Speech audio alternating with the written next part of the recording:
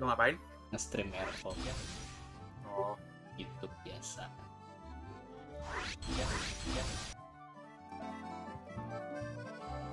Suara musiknya double, efeknya suaranya nggak ada. Lucu banget.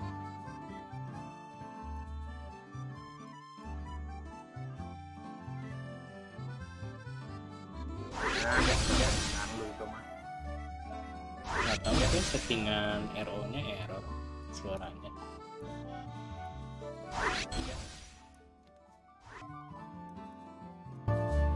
Ah.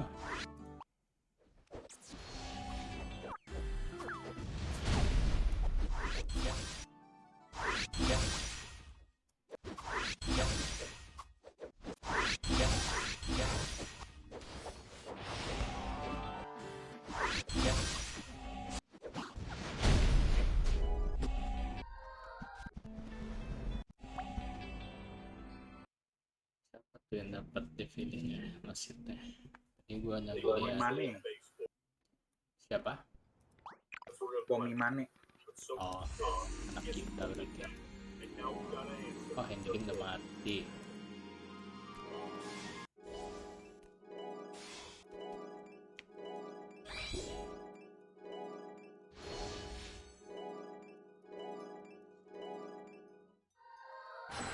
Mati.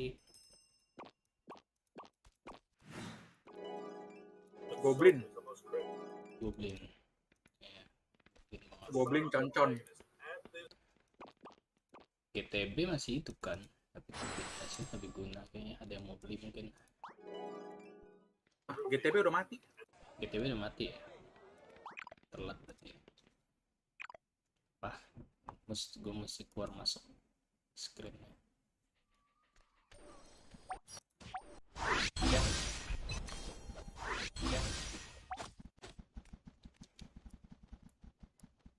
GTB di mana?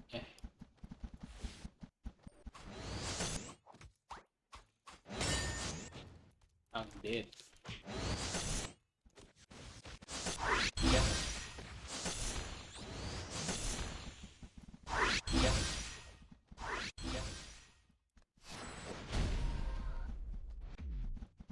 Aduh.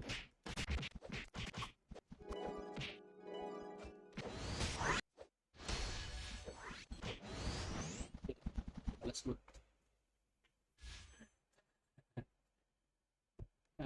Goblin keburu mati dong. Nggak dapet. Mati Ya ya? udah mati semua.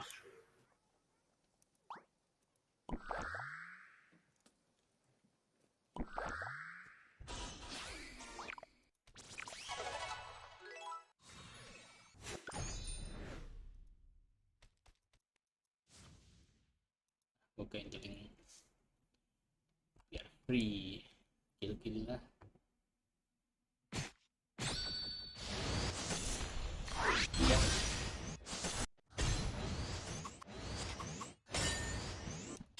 Udah gue tinggalin aja kabur-kaburin orang lah. Iya.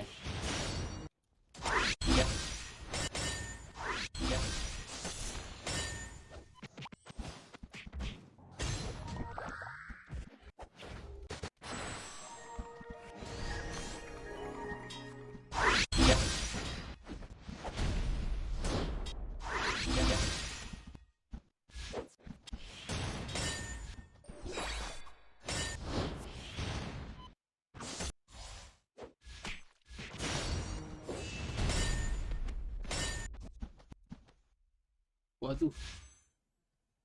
Wah, kok quick responnya ketendang sih? Sepi dong ini.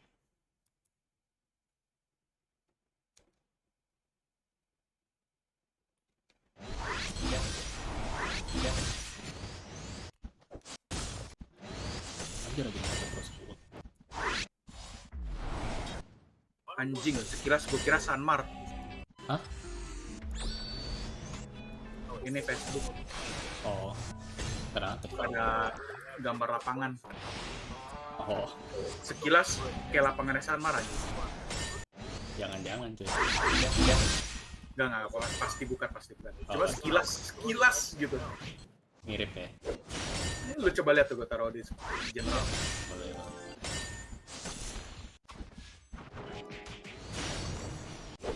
Oh, beda sih setelah diperhatikan lagi. Pas diperhatiin beda kan. Cuma kayak kalau lu lagi lewat sekilas gitu, lu tahu POV-nya di mana kan anjing. Tapi lu udah pernah ke Sanmar lagi belum sih? Gue tiap hari ke Sanmar, cuma kagak masuk lagi. Maksudnya masuknya Nggak pernah. udah beda banget dibanding dulu. Iya udah jadi bagus banget kan. Iya. Setidaknya sudah masuk apa? Kelihatan kayak sekolah-sekolah bagus lah. Dibanding dulu kan kayak masih tua banget ya.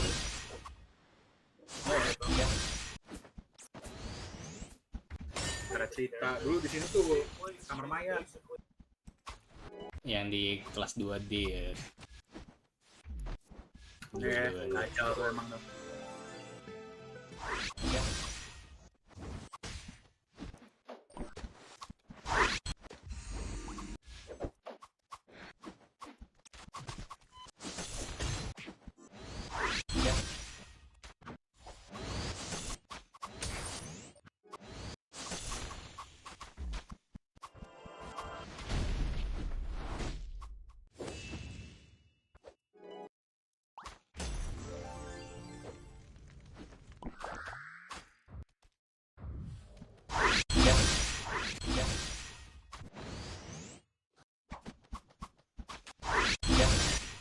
Gue 100% bingung anjir RO kenapa prioritasnya nyerang pet anjir.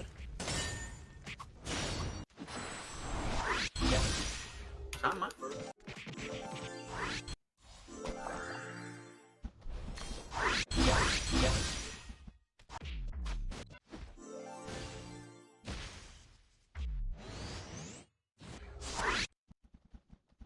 Wow, ada yang punya frozen world anjir.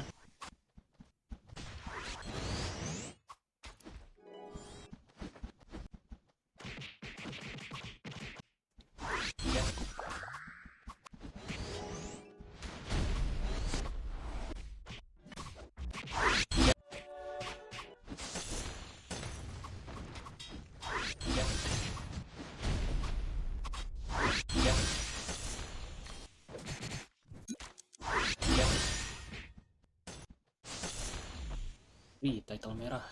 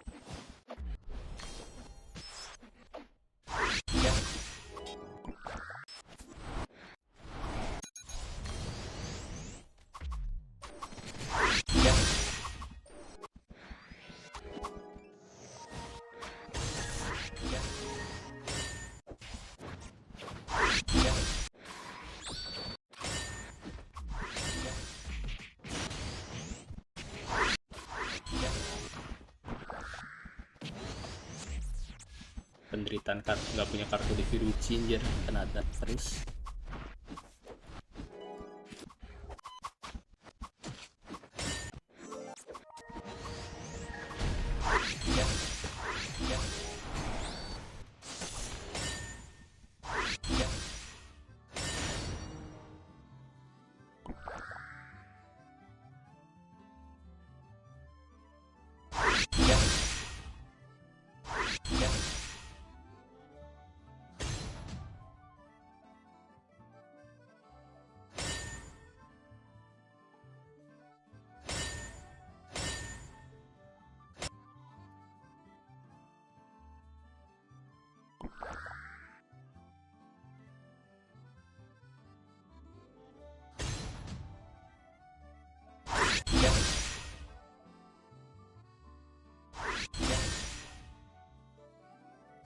G-nya belum kelar ya. Berapa menit lagi? Ya nggak berapa detik lagi dong. Kayak 20-50 ya.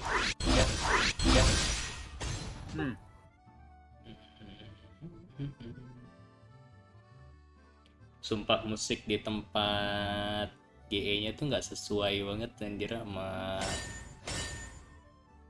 suasananya gitu kan, lagi timpuk-timpukan gitu bukan gitu kan, tapi musik itu musik nyantai anjir. Gue nggak tahu musik RO sama sekali, soalnya gue dari awal kan nggak pernah nyalain suaranya. Oh. Lucu anjir.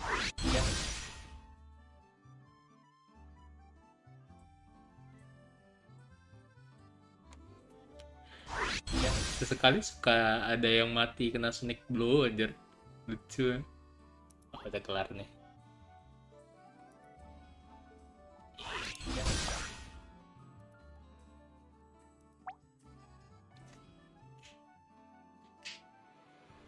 Guild League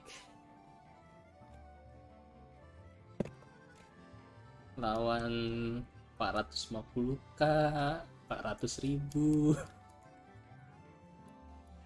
Aduh. Semangat Van. Semangat. Turulah. Turulah. Aduh. Gue cuma numpang hidup di subfield doang. Ya, subfield kill-killin monster lah sama orang. Dapetin poin buat bantu ininya. Berat soalnya kalau nggak dapet buff juga. Ini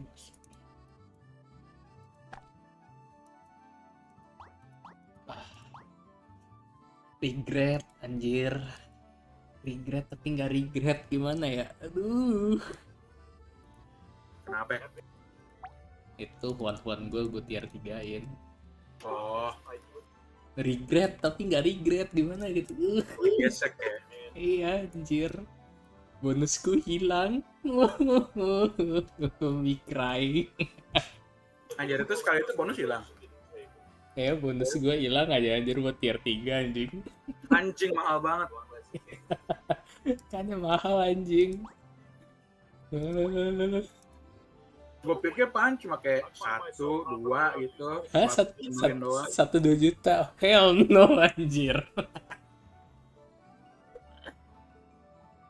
Satu kali bonus anjing. Itu soalnya apa, one butuh 6 biji anjir. Itu gua ngeluarin bonus juga gara-gara gua miss 2 one-nya. Jadi dari 6 gitu kan. Maksudnya tuh kalau misalkan gua langsung dapat, gua kagak ngeluarin bonus gua semua, paling cuma setengah. Gara-gara miss aja. Upgrade emang nggak hoki nih.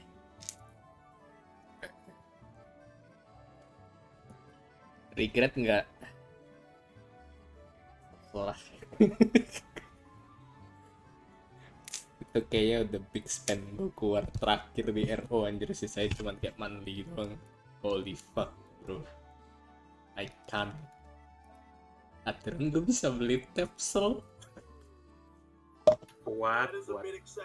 Anjing. Nyesel nggak nyesel sih. Ya selama lo seneng ya udahlah, nikmatin aja. Iya sih. Untungnya bonus doang, gak nyampe gaji gue yang kena anjing. Gaji gue kena, nangis gue anjing. Itu kalau misalkan apa yang full terakhir nggak dapet, mati gue anjir.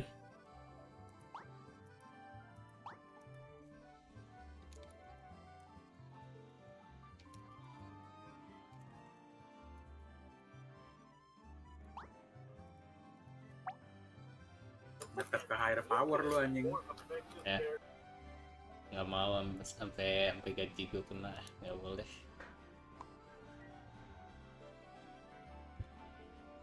Aduh, disuruh diskon. Itu bonus 1 kali gaji atau gimana? Bonus gua satu lebih gaji dikit. Oh ya, ya itu berarti one-nya mahal banget aja. Mahal cuy. Kalau lu in USD dengan rate-nya 15.800. Terpakar Iya. I cry. Tapi kalau masalahnya kalau gua kagak nge-spend, kan gue emang pengen T3 one kan. Kalau gua nggak nge-spend sekarang nggak bakal dapet selamanya anjir. Nggak bakal nongol lagi kan. Iya, kemungkinan besar nggak nongol. Sama ya mana ya? Kacau sih. Kalau nongol lagi sih nggak bakal gue spend kayak gini anjir.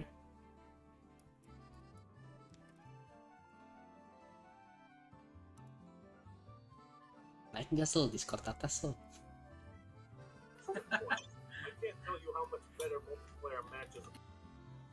Cuman nggak ngobrol kita anjir ntar.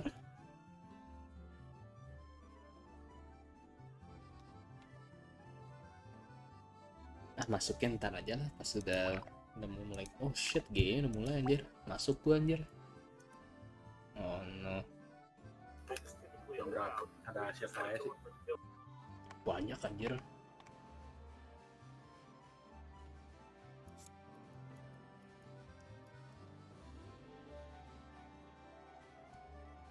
Gue pindah atas dulu dah.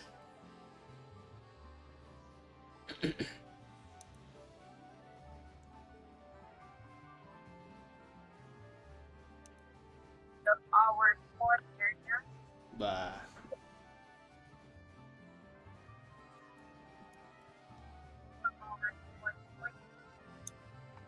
คีโมอยู่ซ้ายคีโมน่าจะมาเช็คเฉย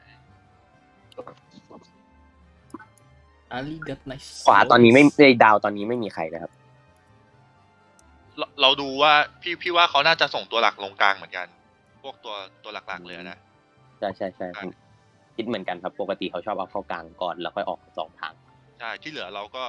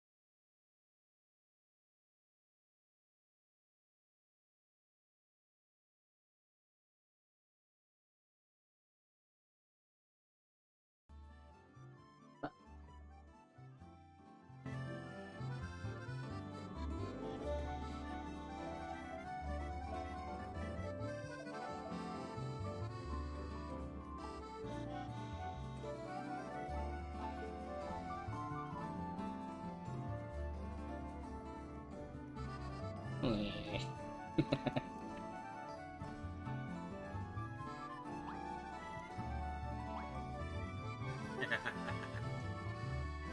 Weh. Susah. Anjing itu di sub isinya paladin alkemis doang cibai. Ya, mereka lebih apa ya? Bisa dibilang lebih komposisi yang berat-berat sih emang. Apa kayak kalau lu di tim ada paladin sama priest, terus ada biochemist, itu basically kerjanya musuh lu tinggal mati doang.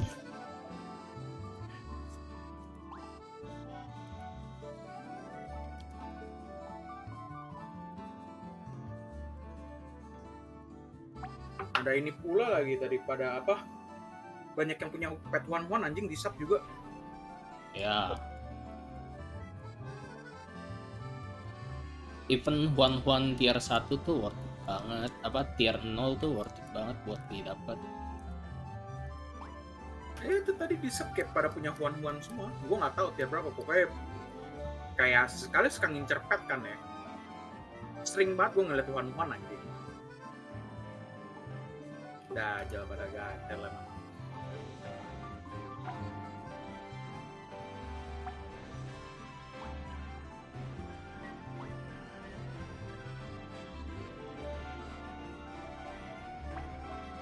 Si Marcel malah ngilang aja.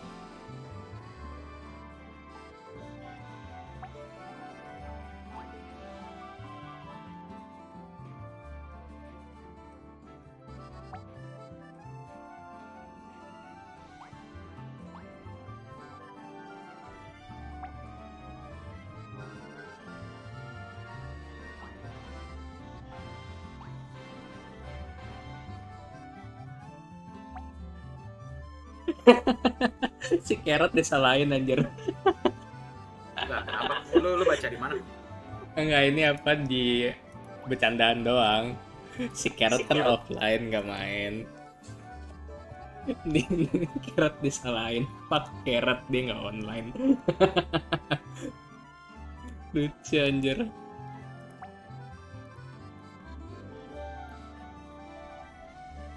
Oh, di Discord chatnya lu yang personal. Enggak di apa di chat in game. Lucu.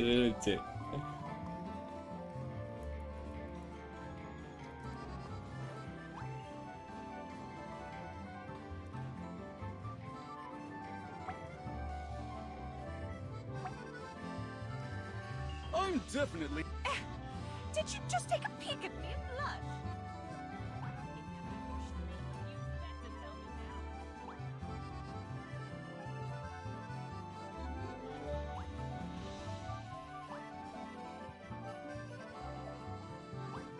Oh, nggak tahu sih kalau Tirta anjir bandel.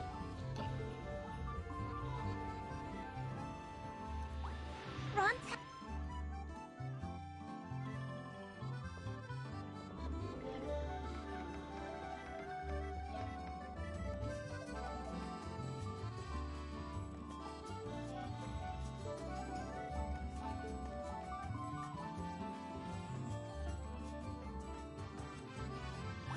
Gue malah habis beli sepatu bat.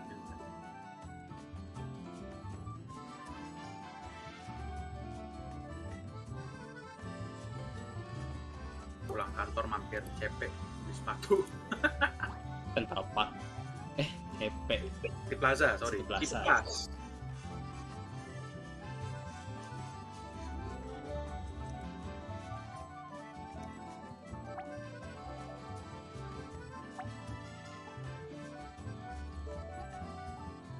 Beli sepatu batnya Aztec diskon.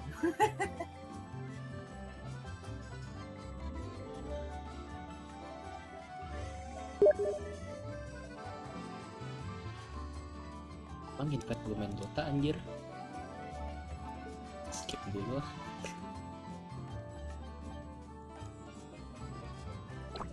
Siapa yang invite lu Dota? Nggak tahu anjir, orang mikir suka berubah-berubah jadi nggak hafal gue anjir. temen gue nonik ya kayak apa suka ganti banteng lah apalah anjir kagak apal lu ganti-ganti anjir.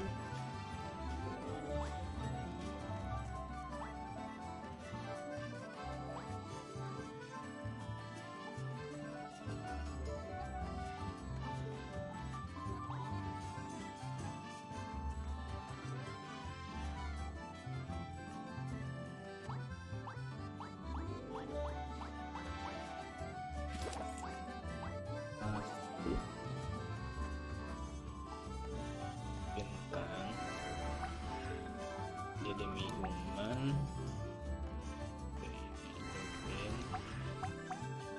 bloknya ini blok pakai sini stop terus itu lagi lah.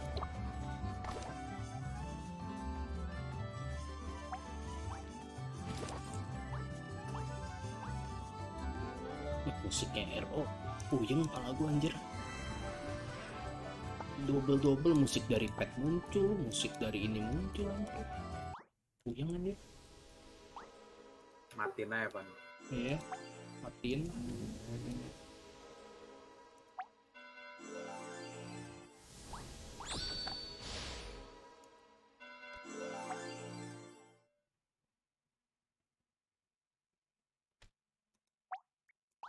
CL-nya tuh sengit tadi sebenarnya sih, cuman di akhir-akhiran tuh kita kayak nggak banyak regroup gitu loh,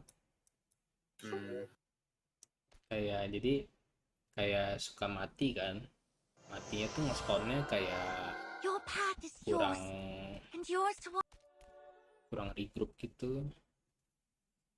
Kalau misalkan kita regroup gitu kita bisa menang.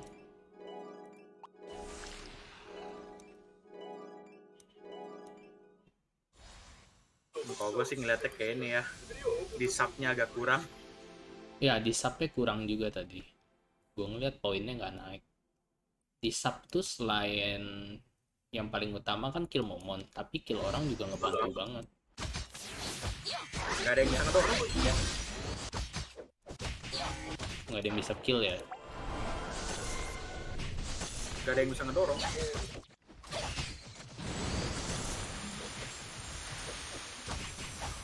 Aduh kena stun anjir.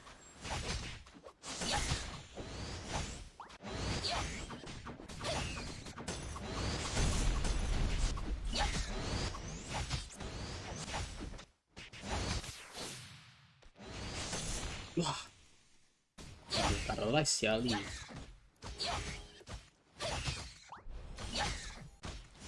Kali kenapa? Enggak, ini gue lagi tahun 14 kan, si Ali ngambil paralyze, jadi mati anjir. Ntar kalau udah bisa GB, kabarin ya. Wah, 14 belum bisa, cuman nanti. Oh bukan 14 ya, 13, 12, 11. Oh bisa. 14-nya mah gak usah ngomong dulu lah. Dapat merah, nice. Lo gila. Sepatu bukan weapon, cuma lumayan. Ali udah bisa carry damage.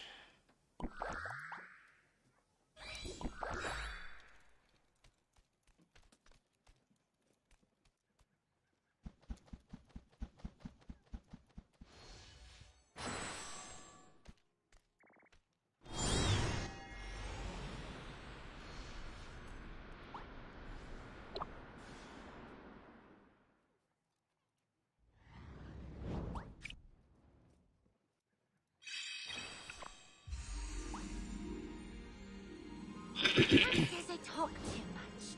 But am I really? You know, I'm only chatty with my close friends.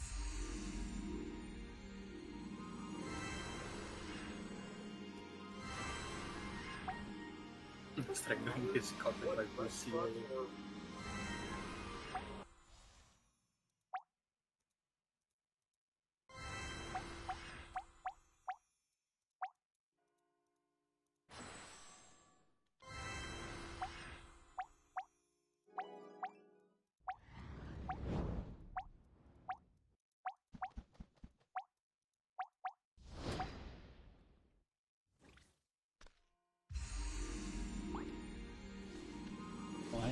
Conceal Light of Sneak.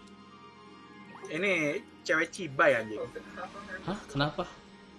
Oh lo lah kagak nonton ya? Oh shit. Kita dari awal memang. Cewek cibai anjing. Anjir kok hitam layarnya. Bentar. Keluar masuk lagi. Anjir masih lihat activity. Cewek cibai gitu.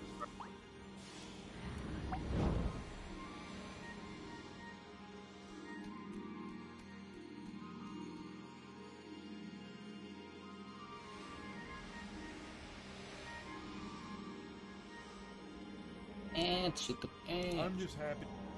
People recording the most embarrassing moments of their lives and then proudly posting it online has become an extremely common trend. I'm still not entirely sure if they do it out of pure delusion, thinking that they're in the right or it makes them look good, or if they do it knowing that they're going to be a punching bag and a spittoon for the internet to just make fun of and point and laugh at. Ultimately, it doesn't really matter. I'm just happy to be brought along for the ride. They open up the door and they say, "Climb aboard, Charles. This train's bound for Cringe Town. Take your seat."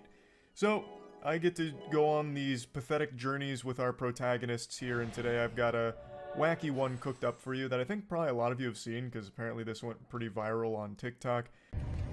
Whew. Let me just get the door for you. Okay.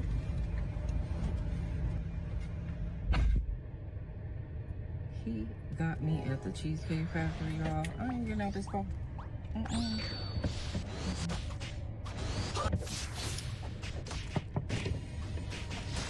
Yes. Our main character is upset because her date brought her to the Cheesecake Factory, and now she's refusing to get out of the car. Kind of like a toddler that refuses to get out of the car to go to school because they just don't want to go. She's just offended that he would dare take her to the Cheesecake Factory when that's not the most glamorous spot in the world. Did you want me to open the door? Are you recording me? Yeah. Salah dengan bawa orang ke This is Cheesecake the Cheesecake Factory. Factory. God, this just feels so sinister. The video opens with him being pretty sweet. He's like, "Oh, would you like me to get the door for you?" You know, like quintessential Disney chivalry, basically. You know, and he goes around the side to get the door, and that's when he's ambushed with the realization, Padahal like, di Cheesecake Factory you're kagak jelek-jelek recording. banget loh. And she's doing this all, like, Bagus lah. very proud of herself for it, as if she's somehow, you know, winning this whole exchange like it's some kind of competition. Like, he Maunya brought me to dibawa the ke Cheesecake fine dining Factory, dia. so I'm gonna film Yeah. and shame him for this in front of my whole audience. It's what he deserved. He Makanya commits gue the bilang cewek crime cibai Van. of taking me to the Susah. Cheesecake Factory. An unforgivable Dia sin. minta standarnya Because ketinggian. she believes it's beneath her. She's entitled to the highest end restaurant Bikini Bottom has to offer here. Not the Krusty Krab, not the Chum Bucket, but that one restaurant that takes place in the giant pirate ship. I forgot the name of it. And now that she's not there, she's having a tantrum and trying to put this guy on blast in front of her audience for it. This is the Cheesecake Factory, y'all. What's the problem with that? This is a chain restaurant. Who takes someone that looks like this to a chain restaurant? Oh, bawa lu ke kaki lima anjing. Iya, harusnya dibawa ke Talking about kaki it. lima. From them? Oh yeah, I want to talk about it. Yeah. Come on, get up on in the car. Yeah, we gonna talk about it. I really just don't even understand what the problem is in the first place. At risk of sounding like an out-of-touch fool, what the fuck is wrong with the Cheesecake Factory? I know it's What the become like fuck a is little bit of a wrong? meme over the last year or so, but it's not some like dilapidated, rinky-dink stink establishment that just serves toxic sludge and shoelaces like some kind of barren wasteland of bad food service or anything. It's a fine restaurant. It's a fine chain. I've never had like a negative experience there or anything. It's also not super cheap, so it's not like he's, you know, taking her to the worst place he could possibly find via Yelp reviews or anything. Like, I've always enjoyed the Cheesecake Factory. You're not gonna go there and find glory holes in the bathroom stalls or anything. It's a decent spot. So, I mean, if this dude was trying to wine and dine me at the Cheesecake Factory, I might end up strangling his cock with my bussy. I would be appreciative. Like, it's not a bad restaurant. And at the end of the day, it shouldn't matter what restaurant or whatever the date takes place in, because you're not really going for the establishment itself. You're going for the company of the other person to get to know them and see if you're compatible or see if you can have fun together. At least that's how I envision dating should be. I don't think you're usually going there to just try and get like a good meal out of it. It's usually to try and experience something with somebody else and see how things go, if you hit it off or not. When you take out a beautiful woman and you're courting her, because I get courted. So you're courting her, right? You're supposed to take care of her. You're supposed to cover her. You're supposed to protect her, cherish her, treat her well, right? Yeah. That's what you're supposed to do. I agree. Not I at the went Cheesecake into this Factory? date as I expected. While I appreciate the free tutorial on dating that she offers, I have to say, this lecture feels like some kind of monologue out of the climax of a romance anime. You're supposed to cherish, cover, protect her, keep her safe, wish her well. You're not going to the front lines of a fucking war zone. You're going to dinner. Like, what do you mean with all of this? It's not like he put you in harm's way. It's not like he, like, sat you down on landmines or something and played a game of chicken. Like, he says, you're just going to dinner, and he's done nothing wrong. You know, she's acting like she's the ADC in League of Legends and he's her support. With the expectations for myself, to keep you safe, you know, to respect you, to pay for your food, of course, pick you up, of course, and just treat you like a gentleman, which I believe I have done. I mean, you've been pretty nice, but I mean, and then Cheesecake Factory. I, on the other hand, have certain expectations for a girl I go out with on the first date. I expect her to be respectful too. That's totally reasonable. Expecting your date to be respectful. I think that's perfectly acceptable. This was extremely disrespectful from her. Not only to refuse to get out of the car because she didn't want to go to the Cheesecake Factory, but then to film this entire exchange blows my mind. How she couldn't process how bad she looks and how much she looks like an asshole here is beyond my comprehension. And I really think it just speaks to this main character syndrome that half of society is deluded with right now, where they're never in the wrong. It's all the props around them that are wrong. Now, there is another thing I want to mention. She doesn't have to go to the Cheesecake Factory just because her date brought her there. Like, let's say she treats the Cheesecake Factory like I do with Burger King. Hell on earth. You know, it's the worst place in the world. Maybe she hates the Cheesecake Factory as much as I hate James Corden, and she just really doesn't want to go. You can still handle this in a really appropriate adult manner by just simply saying something like, hey, look, I just don't like the Cheesecake Factory. I've never really enjoyed it. Is there any other restaurants we can go to tonight and that isn't here? And if not, maybe we can just reschedule and do something else some other time if that's okay. Like, you can still be super polite about it and have it be like a conversation with the other person, as opposed to just whipping out your phone to try and dogpile and shame this person because they took you to a restaurant that you think is beneath you. I mean, I feel like I'm doing everything I'm supposed to do as a woman. But I got myself there's all made nothing up. wrong with the Cheesecake Factory, right? Yes, there's a lot wrong with the Cheesecake Factory. Okay, well, look at my plan, where we were gonna go originally.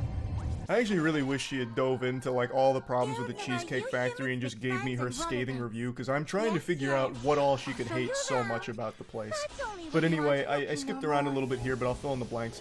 The guy in the video is clearly starting to get very nervous because now not only is his date being directly disrespectful to him, but now he also has to talk to her audience. So he's like basically on trial right now, getting interrogated and getting pressed because he dared take his date to the Cheesecake Factory.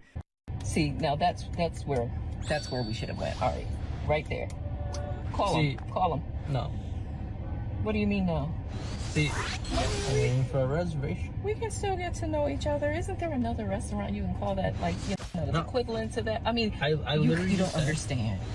Look at me. I cannot go in the Cheesecake Factory. There's nothing wrong. I will die. Oh my god, her attitude is so infuriating. It's like someone wrote her as a character in a show that everyone is supposed to dislike. It's amazing that this is a real exchange. Now, again, I've cut quite a bit out here because it becomes mainly like a debate. Like, she's treating dating like it's a battle. So, he tries to explain, like, look, things haven't been great for me in our experiences so far either. You were like over an hour late, or an hour late, you know, previously, and then You didn't want Siapa to ya? like hold my arm or Pilar anything nih. like that. Didn't invite me in, so I was just getting the signals that maybe we're Pilar. not at this point where Kan we gue should be lagi going to these tonton. super expensive restaurants together. We should get to know each other a little bit, you know, slower at places like the Yang Cheesecake tahun Factory, 11. which I think is a fine thought process there. Like, okay, so we're not at the point where we're close enough or really getting to know each other enough that we should be going to these like really wild places. Let's start small at something more like the Cheesecake Factory. I think that makes a ton of sense. And here he says like, look, this is where I think we could go at some point or could have gone. Gerak Ali. And she's like, nope, that's where we should have gone tonight. Call them now. And he's just like, no, I'm not doing that. So then she's saying, just call something else that's equivalently fancy. Like, no, I'm not doing that either. Like, I can't believe that she still thinks this is a salvageable situation. This is completely ruined. This is kaput. You are not going to get dinner together tonight after this. You shouldn't be going to get dinner together after this. You have refused to get out of his car. You have decided to publicly try and humiliate him for something he didn't even really do wrong in the first place. Why the fuck would he then go out of his way to go to like another wildly over-the-top restaurant or something like that? It's pure delusion. So, respectfully, I'm gonna just drop you off at home. Oh no, he didn't. Yeah. I'm up. So you just want to call it a night? I mean, Yeah. isn't there some kind of compromise or something? Uh, Ladies, can you believe this? I was actually shocked that he still drove her home and offered to take her and drop her off. I imagine a lot of people in this situation would have told her just, you know, get out and take her home or something. So I do think this was a big W move from the guy here. He felt very disrespected because he obviously was, and he said, look, this is where the evening concludes. I'm just going to take you home. And somehow she has the gall to be surprised. Like, I don't understand Gue lagi how she baca-bacain would komennya be di YouTube shocked aja goblok-goblok that banget. he's just taking her back. You've insulted him, and you have publicly tried to shame him. Why in the fuck would he still try and, like, compromise to find, like, a dinner for you two that evening? So, that's kind of where the whole thing stops. I just don't understand why she would ever do this in the first place. And not only do this, but then post it. It's so wild to me. It's such a fascinating concept. Because this is a truly embarrassing moment. You have filmed one of the worst dates I have ever seen. Well, I'm sure there's worse dates. But like one of the cringiest dates I've ever seen because of you. And you're the one that posted it. It's, I don't know, it's fucking awful. That's really about it. I just had to talk about it a little bit. That's it. See ya. Let's run it. Fears to Fathoms. Indah banget anjir. Sampah. Komennya di video YouTube-nya kan komennya pada ngomong kayak no homo but he's handsome anjir. Anjir. Terus ada I'm not gay but he's a catch gitu. Hai. Bullshit. Pada kurang lebih komen-komennya begitu, tai lucu aja.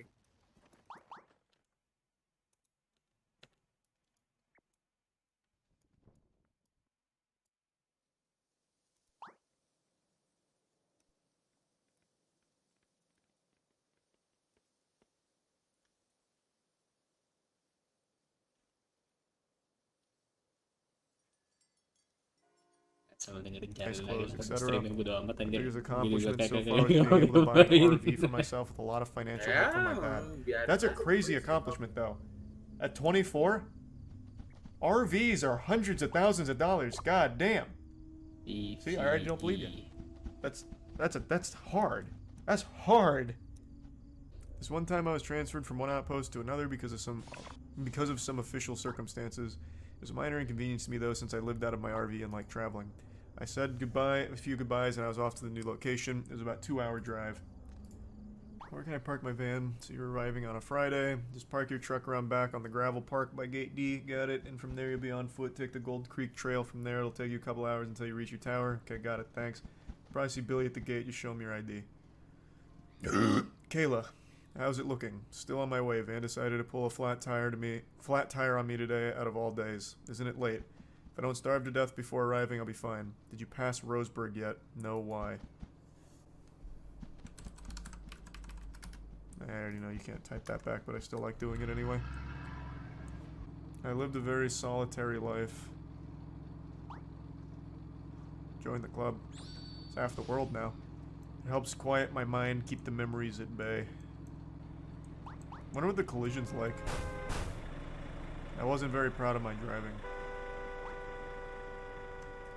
Nice. Oh, hey, stop it. Jesus. Oh my god, calm down.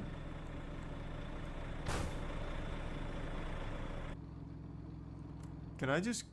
I wonder, can I get out? I want to explore. Human in the world. Nope, invisible wall. You must strive to make a name for yourself. So much for the great fucking outdoors. And if that day ever comes, Big Pharma came in and put invisible walls around here.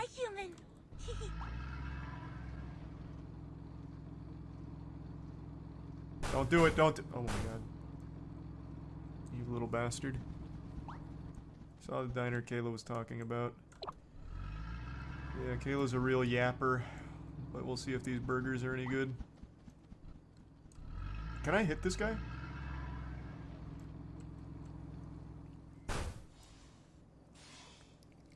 Nice. That's pretty cool. Wonder if I can put him inside of the RV and talk to him.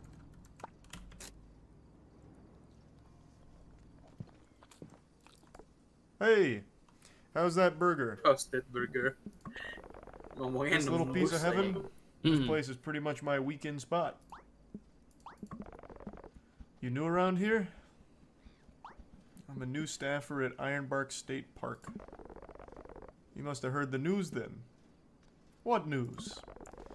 Well, a few weeks ago, 3 kids went missing in the park. It's been all over the news. Well, I'm sure they're fine. What happened to them? No one knows. I do. Slender Man. The official report says they got lost, but a lot of people around here think something else happened. Yeah, you know, like Bigfoot or Goatman. Oh my god, I love Goatman. People say there's something like that living in that forest. Goatman is, I think, still one of the most fun cryptids. Also, not to wiggle my finger too hard, Goatman is one of the few cryptids that have a confirmed kill. Because someone fell off a bridge looking for Goatman. So whether or not he's real, he has had very real effects in the world. Yeah, whatever you say, goober. Nice burger, though. Oh, that's loud. Can you turn down the music, ma'am? Jiminy Christmas. Welcome to Twin River Diner. How you doing today? Good, how about you? Feel free to take any seat you like and I'll be right with you. Alright, thank you. Where's the jukebox? I'm cranking that shit down. Man, this guy just had like a conniption over me changing the song. Good evening, I'm Barbara. Are you ready to order? What can I get for you? Cheeseburger with fries. Kayla recommended it. Aha, our burger is the best in the West. Would you like anything to drink? A strawberry slush. Perfect. Anything else? I've always had this habit of peeing before eating. What? Really had to pee. Pissing mechanics, this is big. Pissing mechanics. Man, they really went all out for this new Fears to Fathom expansion.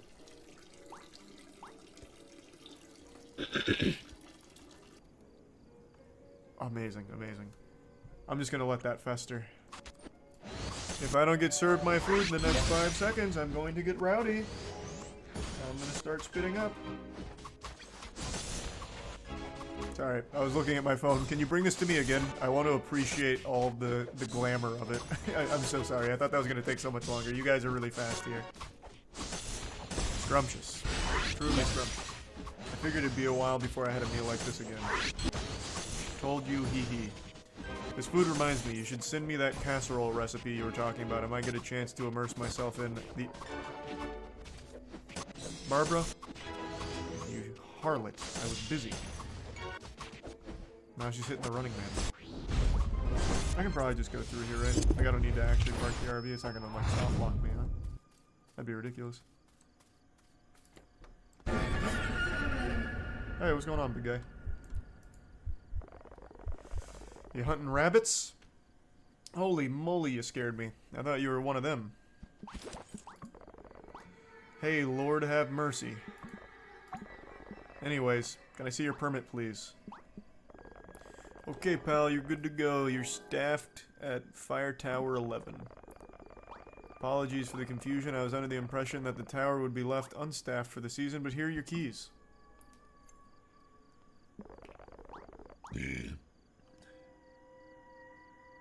I just looked at chat and man, this is a enlightening statement. That guy melon ballers poop out his own ass. You need Jesus, my friend. What does that mean? What in the... Where are you?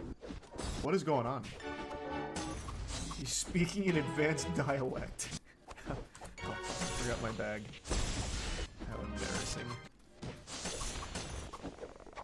Since you're arriving this late, you might also need this flashlight for your long walk to your lookout. You be careful. You too, Billy. What? Anjing Van. Just a piece of advice. Don't travel any tadi, further Van. than half a mile or so north of your town. Sebenarnya yang cowoknya tuh udah nge-reserve di restoran yang bagus gitu loh. Oh ya? Cuma ceweknya dandannya sejam anjing pas dijemput. Oh. Jadi telat reservasinya.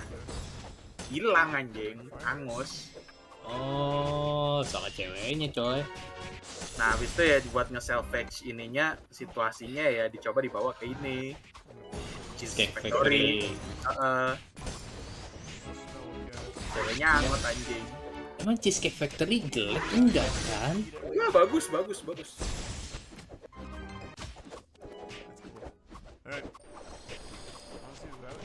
Bagus anjir. Terus kenapa tuh orang ngambek anjir? Bodoh anjir. Park Ranger Sean. You gotta stop yelling at me, Sean. I can really feel the classically trained voice acting here. So is this gonna allow me to go downstairs? I wanted to make sure that I knew Jacksepticeye was in here. Charlie, you don't want to go downstairs yet.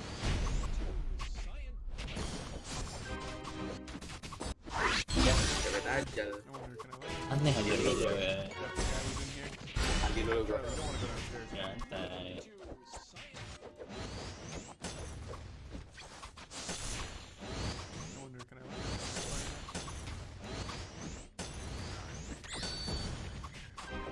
Yep, that's the whole cabin going up in flames, Connor. Pour gasoline on it.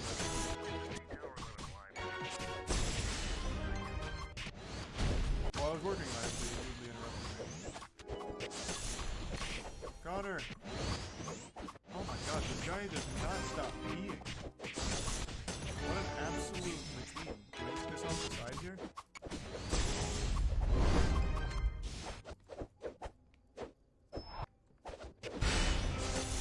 My first night being out of the cabin gave me a strange feeling. Alright, let's go! Woo! Connor's down there catching it all because he's thirsty.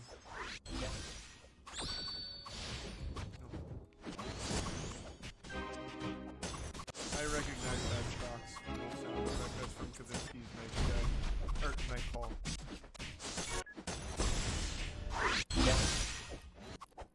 Oh yeah. Yep, that's smoke alright. Oh yeah. No ifs, ands, or buts about it.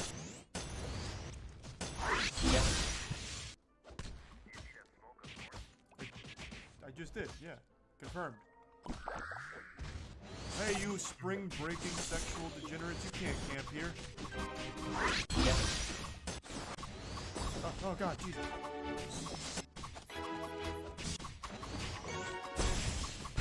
Huge flashlight compared to mine. They got the jumbo model. Actually, everything here is jumbo. This must be a campsite for ogres.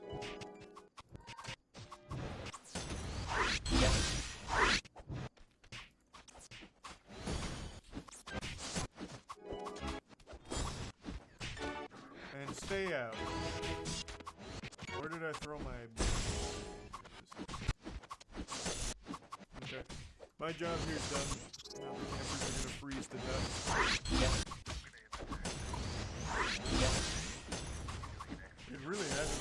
stay at all. What did I do? I poured water on a fire. Anyone can do that. I put water in a pot and put it on a fire. Don't act like I did a lot. Here's some whistling.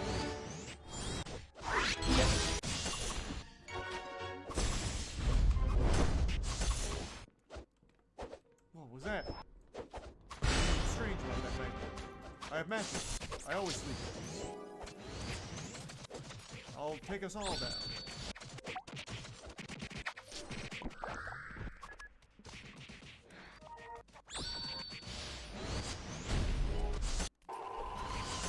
see. What are you doing in the park at this hour? You Satanist?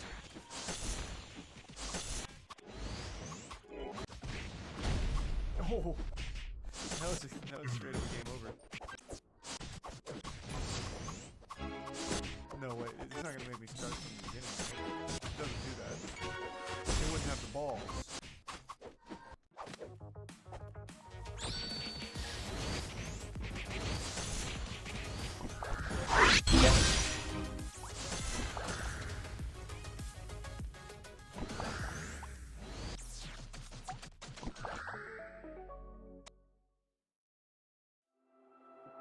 Lah, dapat 2 ya, galop juga kali ya. What the fuck, gede banget anjir. Oh, yeah, I guess so.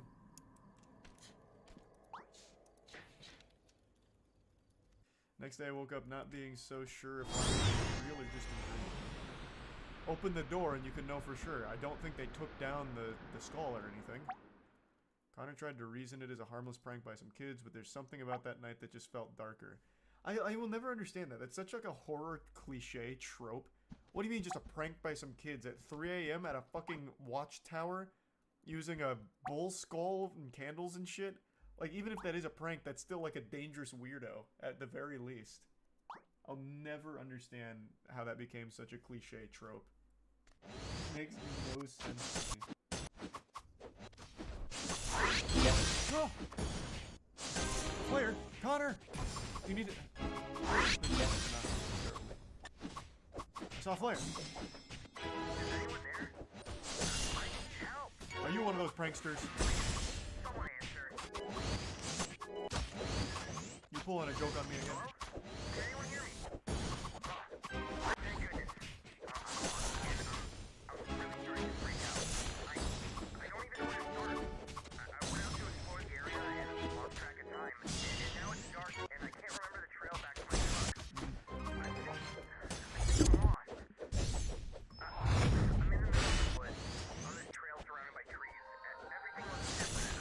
Perfect. I'm on my way.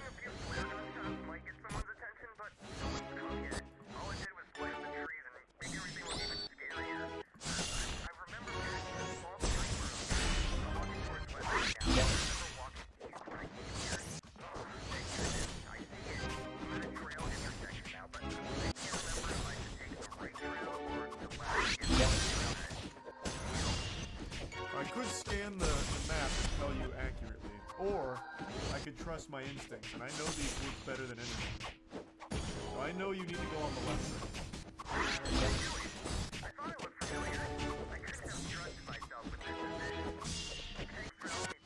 No problem at all, hiker. You be safe out there. I'm right here. I hear you. I hear your whistle. Good. That's good news. What? You mean in the trees to my right? That's Connor.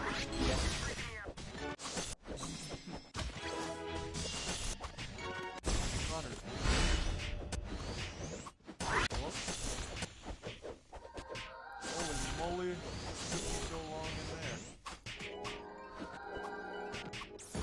I've been knocking for hours. I was asked to check in on knocking for hours. Patient argument.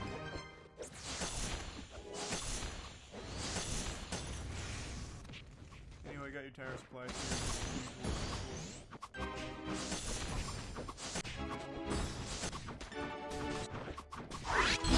What are you doing there, last night? Why are you there? I wouldn't screw around out there, pal.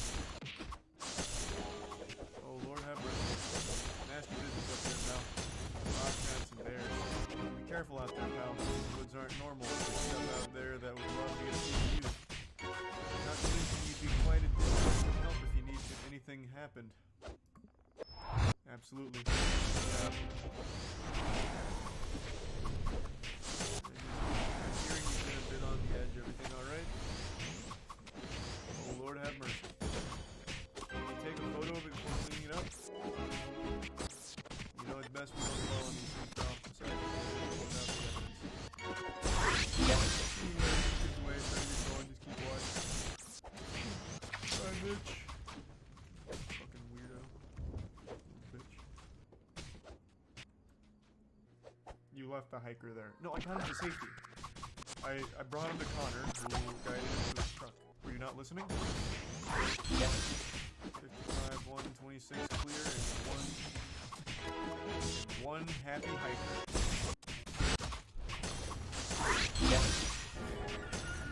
Are you good, bitch? Where are you? What's up, buddy? Don't need to be alarmed, I'm a worker. I was just doing some routine maintenance on the radio tower. Thought I'd say hi. Thought I'd say hi to the new guy everyone's been talking about. Names can be deceiving. Call me Silas Yellow. Excellent game attack, my friend. Wonderful to meet you, Silas Yellow. You usually work this late. Sometimes just trying to keep communication lines open. Must ensure that the right message is in the right places when you agree. No amount of religion is something. Some things can't be controlled no matter how hard you try. Away from the purify itself. Jack, sleep well, but remember, curiosity can lead to places you'd rather not go. Farewell, Jack. Bye, Silas Yellow.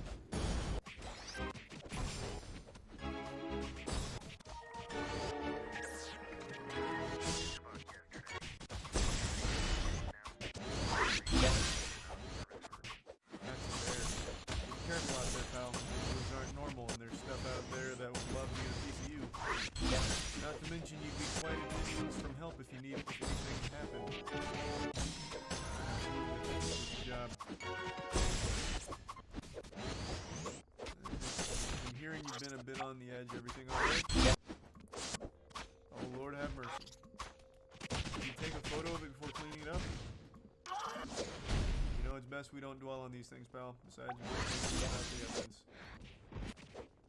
Anyways, it's getting late. Better get going. Keep watch. Bye, bitch. Weirdo. Bitch. You left the hiker there. No, I got him to safety. I brought him to Connor, who guided him to his truck. Were you not listening? 55, 126 clear, and one happy hiker. Ora bisa Kevin kabarin Pak.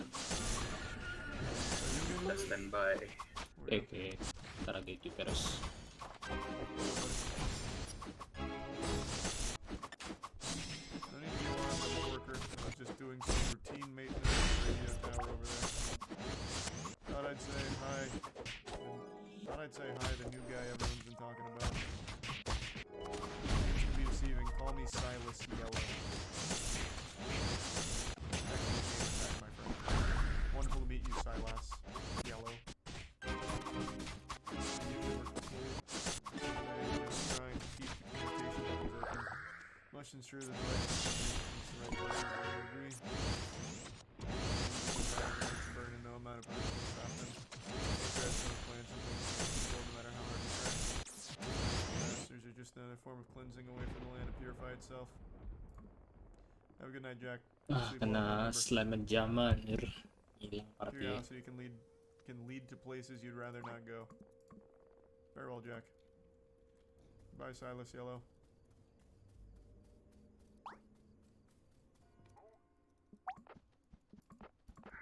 Just about yesterday. You trying to yank my chain now? That radio tower's been out of service for... Oh, he's not a real worker! Not! Silas Yellow lied to me! Closed down years ago after a lightning strike. That bastard! Dari See ya. siapa aja ya? Yep, that's smoke, all right. yeah, we got some real bad campers out here. What do you mean you don't know what to make of it? Should be pretty clear.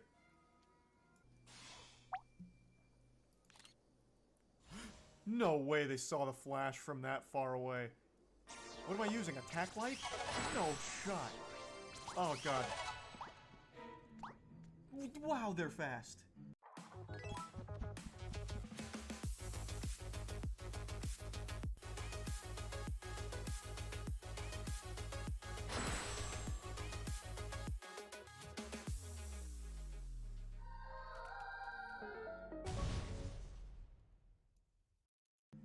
The satanic rituals have blessed them with instant transmission. Ah, close myself. He went that way. Oh god, turn this off.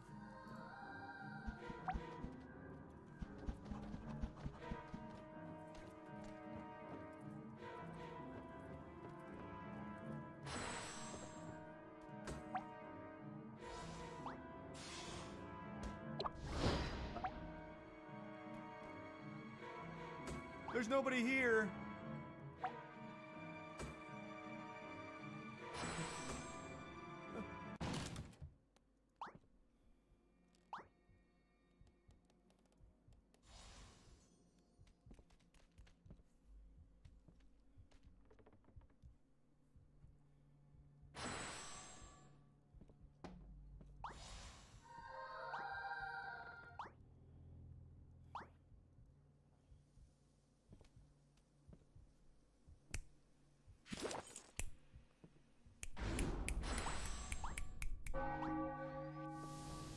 I was curious.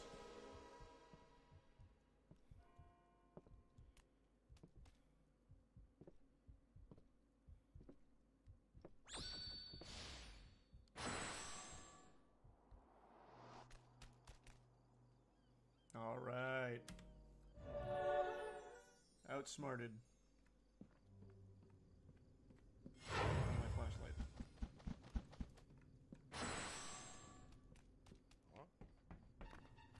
Oh, go get the fuck out! Oh, oh! Run! Oh my god! Jiminy Christmas! I'm holding friend.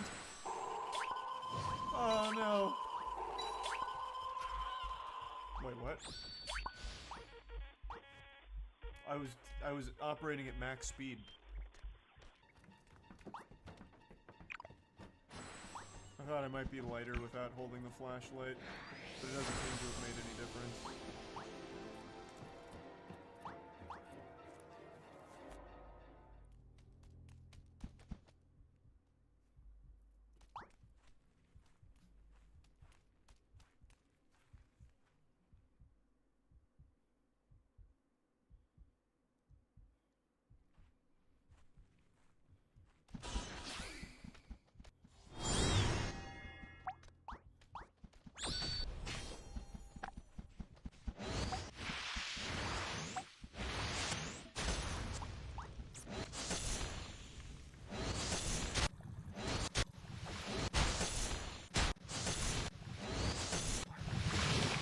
Sekalian matiin bagian muka dari musuh.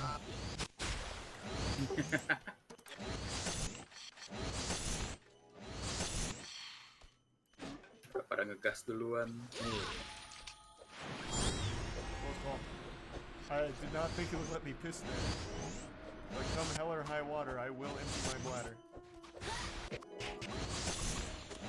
But come hell or high water, I will empty my bladder.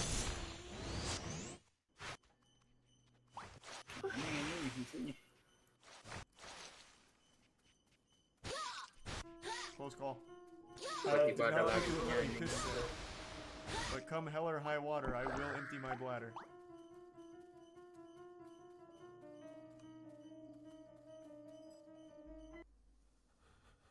I gotta get to my RV. Is it weird to see a lunatic fly? No! No, my RV! Oh, fuck, it opened towards me. As adrenaline kicked in, I hit the gas and drove to the nearest ranger cabin. Out of breath, I radioed in to alert the HQ. Look, Jack, we all get a little stir-crazy out here, Mitch answered. What are you talking about? I was chased by a cultist. It's not an imagination. Why wouldn't they believe that? That's like the most believable thing ever. Crazy people in the woods, like absolute that's real. That exists. It's not like I'm making crazy claims about like Sasquatch or something.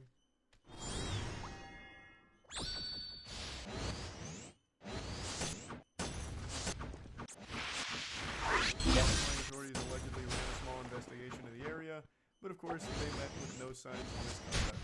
No one ever believed my story, dismissing it as a product of isolation. What about the picture I took? Just stick to looking out for fires, Mitch offered. However, that was the last time I ever set foot in those woods. I took a picture on my phone! The unease still sits heavy in my stomach. Even though many years have passed, the experience still feels vivid in my memory. My family thought I was making this whole thing up, which is really out of my character. Why would they think that? Why would they think that?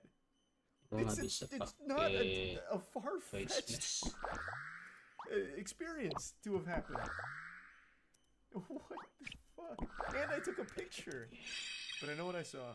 Real or not, after dark, these woods can become a haven for illegal activity. So if you plan on going camping soon, please be safe. Exactly, like, of course. Why wouldn't they believe me? And are we just forgetting that we took a picture? That feels like a bit of a plot hole.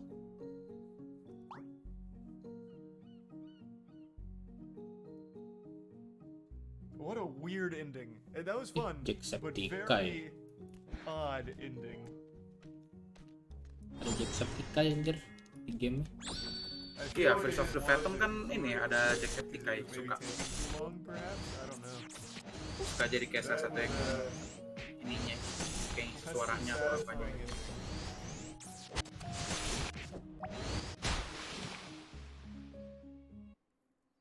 Give it credit, it literally made you piss yourself. That's true. That is pretty hype. That is innovative. My job is to report suspicious activity in the woods, and I have proof of said activity. Haha, nice one, new guy. Love the jokes.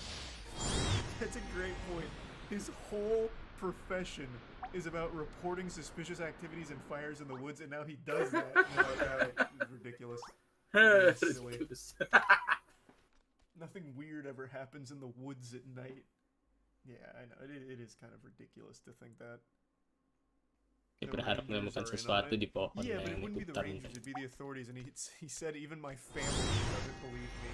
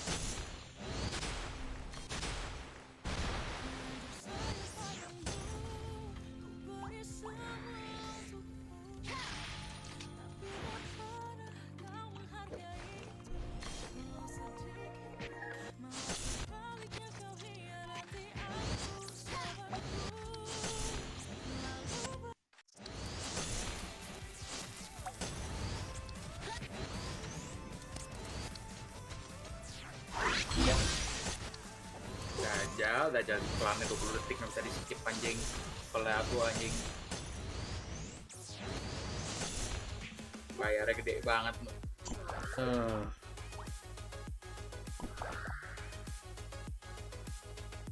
Ini juga Garda waktu aing 18 detik nggak bisa di skip. Dajal. Desperate creators are going to desperate lengths to get the attention they sorely crave. And unfortunately, it's riding a bullet train without paying, breaking into an active construction site, begging locals for money, stealing food from a Kyoto hotel, or breaking into a truck. What do you want to do when you come to Japan? There seems to be a worrying trend now where foreign influencers are treating Japan like it's a cross between Disneyland and The Purge, a theme park where rules don't matter and you can pretty much get away with anything. In a world where all that matters now is click-through rates on YouTube videos or audience retention on a Kick stream, desperate creators are going to desperate lengths to get the attention they sorely crave. And unfortunately, it seems what better place to exploit people's kind-hearted nature and goodwill for content than here in Japan. Nuisance foreign influencers have been the public quite a bit in Japan over the last few months. And with the release of a video just yesterday by YouTuber Phidias getting thrown off a Shinkansen for not paying, amongst other things, the topic looks set to make a very unwelcome comeback this week.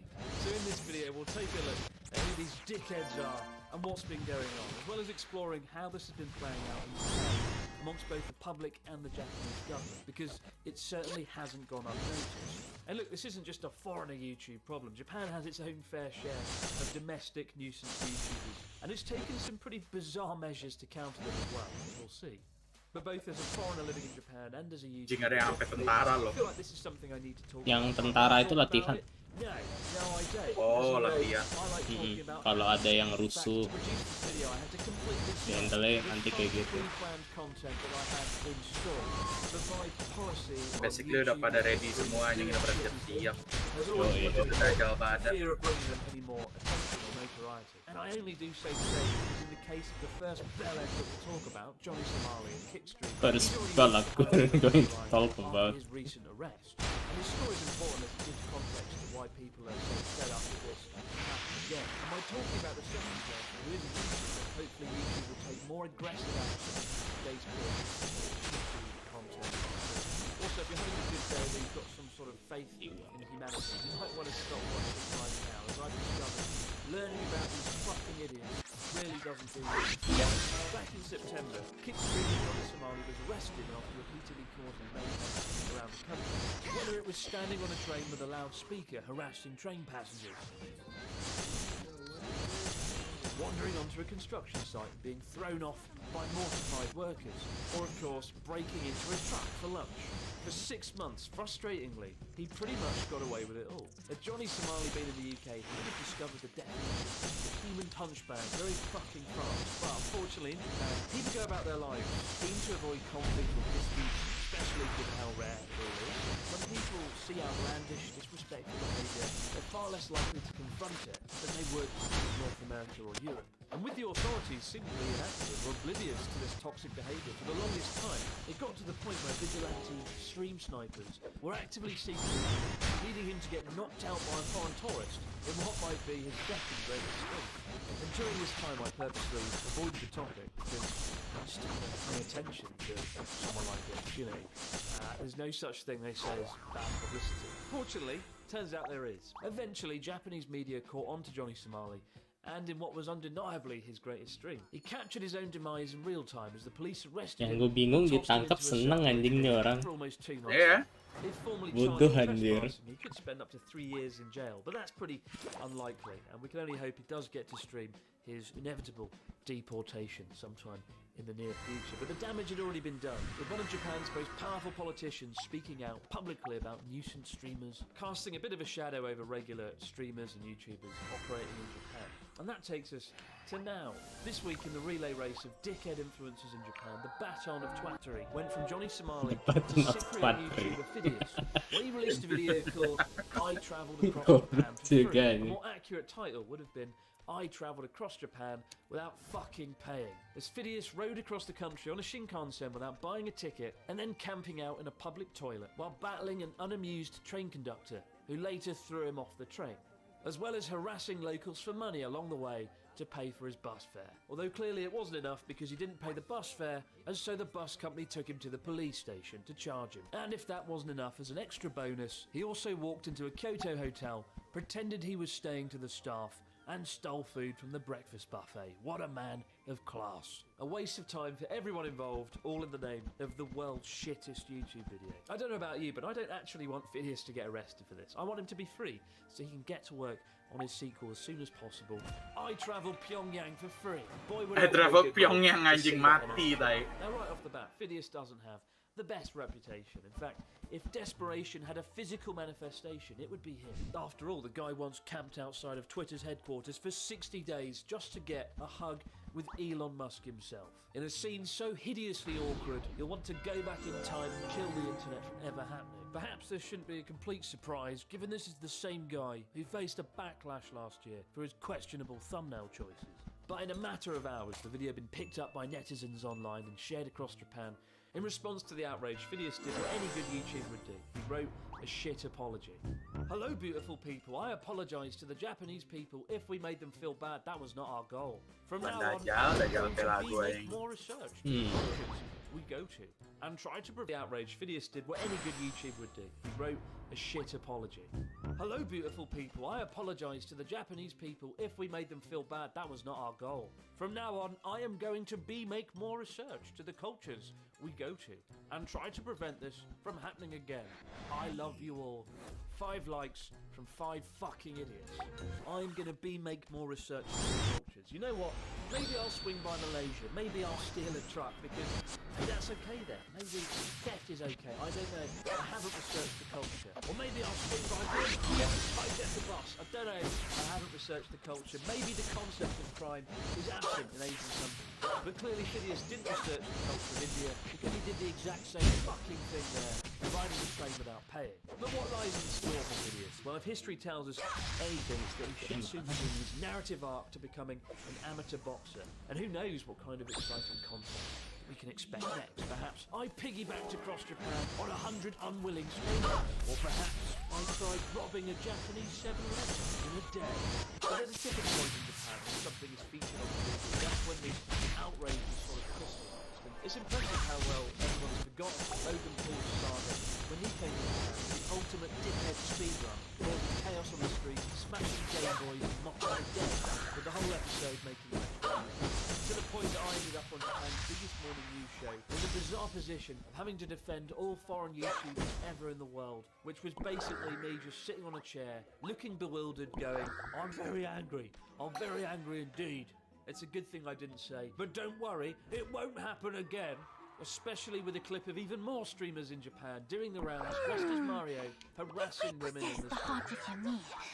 Do you think we can Now there is some good news. Just as I was finishing up this video, I did see that the offending video had disappeared, meaning either YouTube took action or he took it down himself. But the damage has already been done. It's already been shared across social media in Japan. People are already kind of pissed off. Japanese rail companies are investigating what happened. And just today, a friend shared with me a photo of his local bar that's just put up a sign banning people from filming, streaming, doing anything inside there. And who can really blame them? Probably a look of things to come. You know, looking at the bigger picture, it's unfortunate. In 10 years living here, 300 videos on the road, I've very rarely faced any difficulties filming in public. The key is to be respectful, don't be noisy, be mindful of the people around you. And much of my success is down to the fact Japan is so tolerant and so generous when it comes to people filming out and about in public.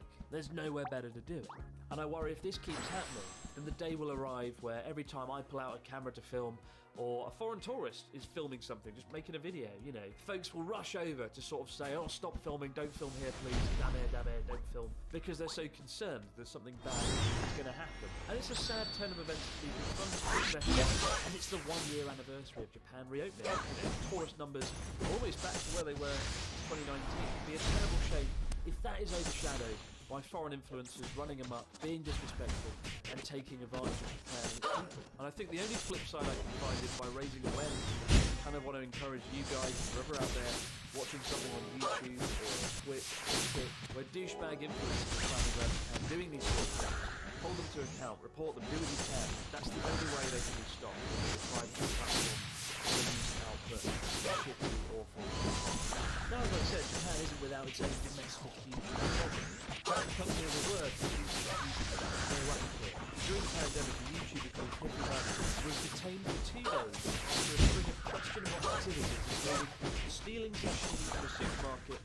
and laying down a mattress in the middle should be a crossing. It's never going to, well, let's face it. Then this year, somewhat bizarrely, in the run-up to hosting the G7 summit, the Japan Self-Defense Force ran a series of exercises in anticipation of an attack. In this case, in the event that a YouTuber should try to break into a base belonging to the Japan Self-Defense Force, which they reacted to by swarming the individual and searching their car. And let's face it, it's the one Logan Paul video that we all want to see. That would be one hell of an episode. As for Phineas, let's hope his next video is out soon. Staying in Japan for free, with free meals. Fingers fucking crossed.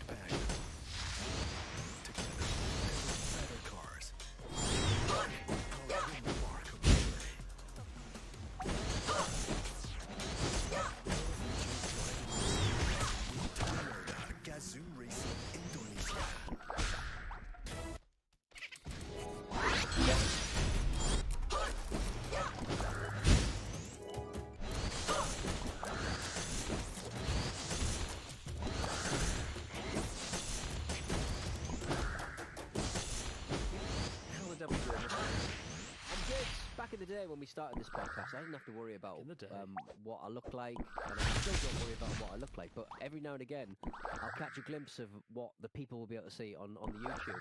And I've just noticed that my nipples that are usually very pointy anyway are even pointier than usual, so I'll apologise now. I once did a job for a video game company. It was for the ill-fated Google Stadia, which lasted about 3 months. Oh God, Google just stuffed it into their big bin of ideas. And the floor manager for the shoot came over and went. It was me and Kimi Räikkönen, I think. I think it was Kimi Räikkönen.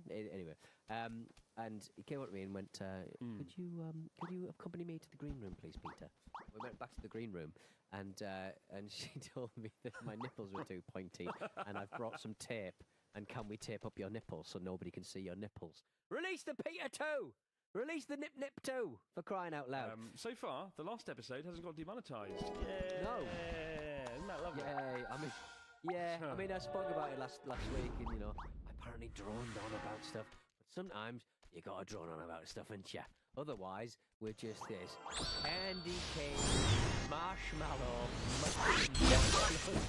soft toy plushies. And just sitting around just talking about nice things and talking about them yourself. Sometimes you gotta listen to me droning on, and that's a podcast, baby.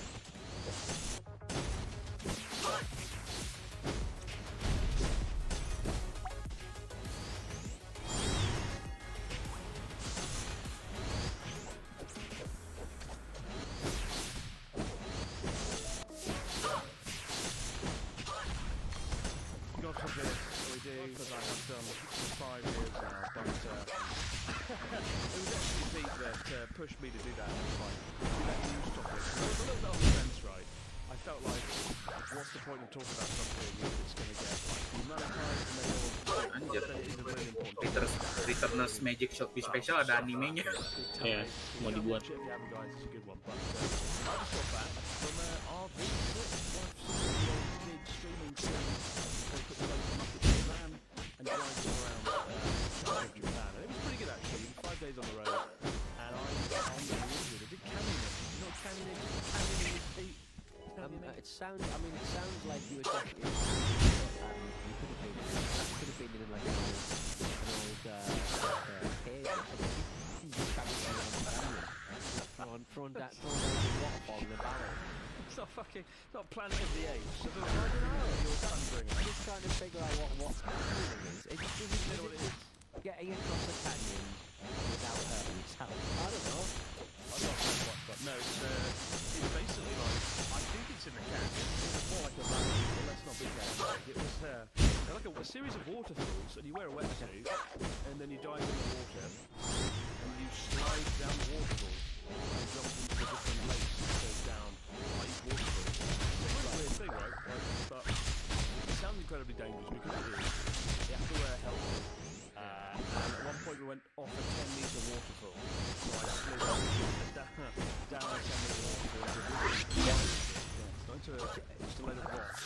You have to stop over here. You have to stop in the comments. Men and women do not belong in canyons. People do not believe they do not belong in canyons. If you're in a canyon, if you're in a valley, something bad has happened. You have fallen. Get up, dust yourself off and get out. Stay out of canyons, Chris. Alright, I'll stay. Well, I bloody well should, because it was kind of ridiculous. Obviously, doing canyoning, you think, oh, I better be careful, health and safety, I could die, I could drown, I could smash my head on a rock. And yet, ironically, there's a little jump to get into the water, to get into the stream. You have to do a little jump.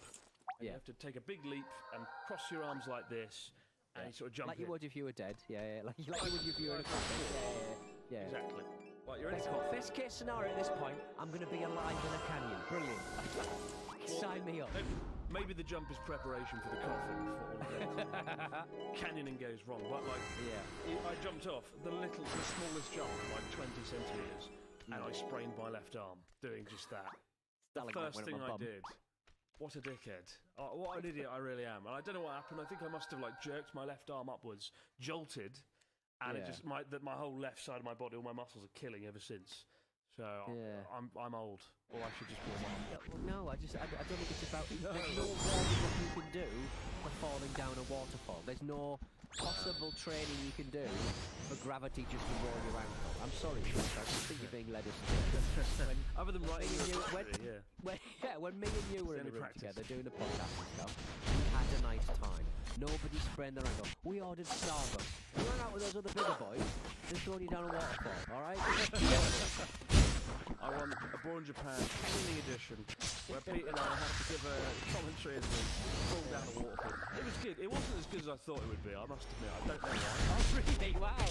There's just a lot of waiting around. A lot of a glass ceiling to sort of break through on that particular experience, isn't there? Yeah. I don't know, I wasn't enamored. I wouldn't do it again. The fact that I can't move my left arm still is probably part of the reason as to why I don't want to do canyoning again. But other than that, it was a great trip. I think I'm going to put some videos out about it. It was quite fun, the RV trip. We also did pottery, which even I enjoyed for once. I made a big goblet. That's what fucked up. We wrote tut-tut, like Indiana Jones. What were you trying to make? You made I was trying to make Kagedira sama Stadia lama Goblet of Fire. No. Goblet of Fire from Harry Potter meets Cup of Christ, and sort of ended up as neither. But it'll be a good vase one day. Put flowers in it at least. Rode around a tuk-tuk. Okay. Tuk-tuks. It seemed like you like a tuk-tuk. Is it the motorbike one or the little ones you see in London sometime on the bikes, the bikey tuk-tuk? Yeah. Or is that just that's the one? Oh, the fellas. Right. Okay. Right. It's that. Yeah. Just right. There's a motorbike chair on the back. Yeah, right. But the fun is just hanging out with lots of guys. Fun. Lads in the car. Oh, it was fun. For me, I kind of treated it like a holiday because I could sort of switch off. Except I absolutely couldn't. I was on a live stream for 4 or 5 days straight. Yeah, Can't but pick your it was nose. good. Can't talk about your real opinions.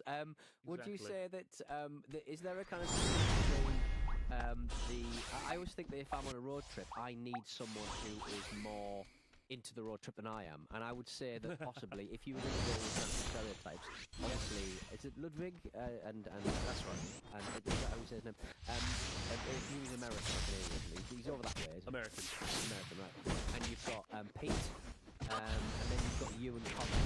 And obviously Connor's running the thing, so he's naturally going to be enthusiastic about the project. But I just always sort of think that you need a couple of Americans in the car to just keep things on the road, just keep the momentum moving forward. Because it was me and you who were like, shall we just get a hotel and go for 6 hours? Yeah, okay, let's do that. It's true, and they did. I mean, American Pete, he's got boundless energy. You can react to that man. He's got unlimited energy. You should sort of tap in. If we could, like, look, American Pete with water, and turn that into steam and half stand energy, or we have unlimited energy. Yeah. He's got a gift, or a affliction. I don't know, somewhere in between. But honestly, yeah, amazing guys. They carried it. I just turned up and made crass comments every now and then about Joseph Stalin and J.K. Rowling. That was my sort of contribution to the whole thing. Who's the more controversial character in 2018? I don't know what my contribution was, but hopefully, if you watched it, guys, hopefully it was fun. Not only that, though, audiobook is finally out. It's out. Buy it now. I mean, you can bought it, you listen to it. Ada batu banget dibilangin jangan deket-deket anjir, masih deket-deket. Jadi susah anjir. Lagi tong. Belum beres dari tadi. Belum, lagi nyobain 13 ya. Kenapa pada deket-deket banget maunya anjir? Babi juga silent lagi anjir.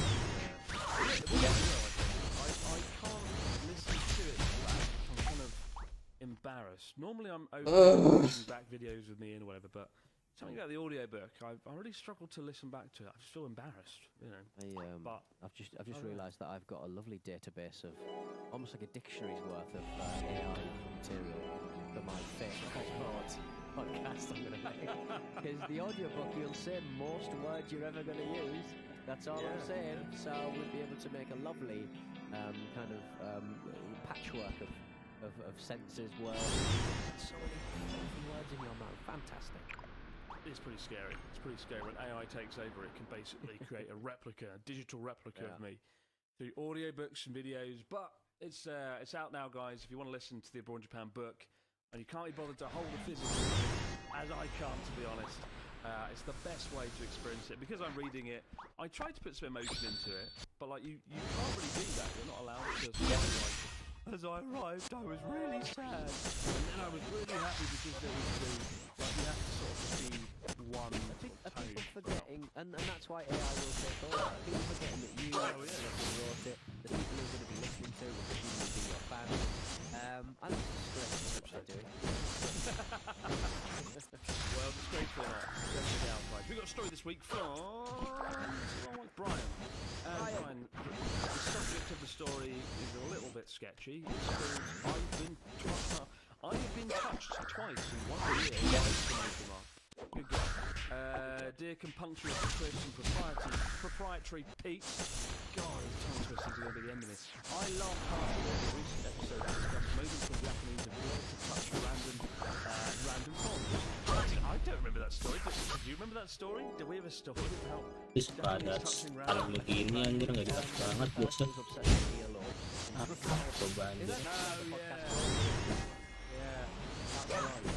Christmas banget nggak ada bu, orang udah kagak ada apaan.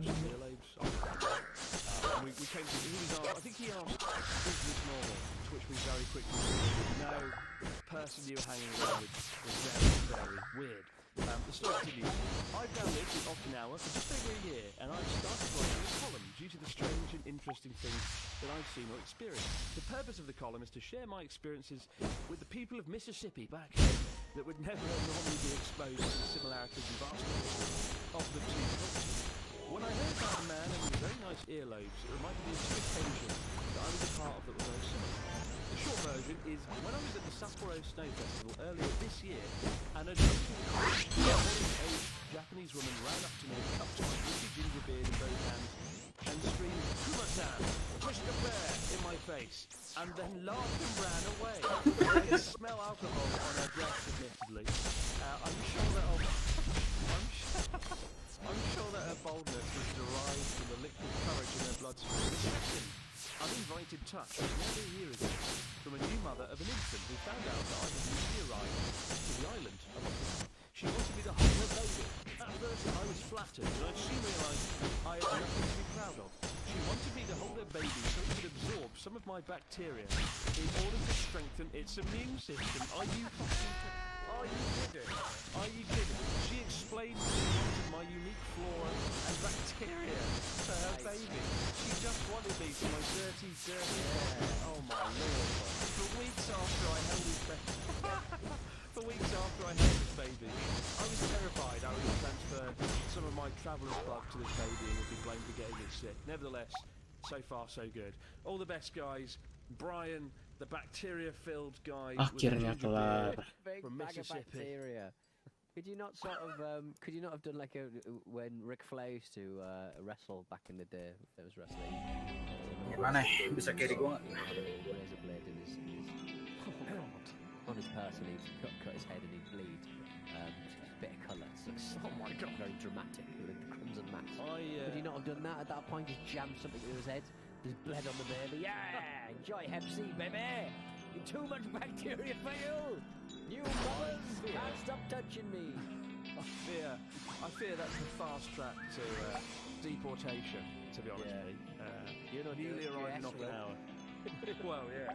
Let's see. If Johnny Somali doesn't get deported, that wouldn't get you deported either. This is this is comfortably in the top 10 most bizarre stories that we've ever had, don't you think? Right. This is. Give me your dirty body. I mean, I understand it. I understand the logic, but Yes, so. it's a risky game to play, and play it. it's a risky game to play as well. For crying out loud! I'm surprised more people haven't used that, it's sort of as a chat-up line. Like, excuse me, love, I need some of your bacteria. You come back to my place. Would you like some of my bacteria?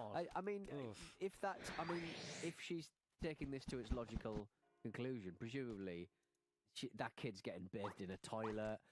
He's just eating oil off the floor, like just whatever that you can find. Just eating old bits of bread that people have left out for the ducks. Like, it's just, what is this baby eating if she thinks that's normal for crying out? Oh my god! I mean, the question here, I guess, is have I ever had anything like that? Because some people might be thinking, oh, it's just a Japanese thing. They want the bacteria, or they want to touch the beard. I have never had either of these things happen, thankfully, in 10 years. I think Chris, we call you. Well, clearly Brian's very affable and approachable. Like, people just want to be near him. Sometimes too near, I might add. I've never had a beard to be fondled, admittedly. So that's why. But, I'm guessing part of you. If I wanted to get your dirty essence, what would be the dirtiest part of you? It would be well, surely pits. So you'd go for pits, wouldn't you? You'd rub the baby's head in your pit. Ugh. Probably my sense of humour is the dirtiest part of me. I love the way this woman just came up to him, cupped his beard, and went, "Oh, Mr. Bear! Oh, yes, Mr. Bear!" Dirty Mr. Bear,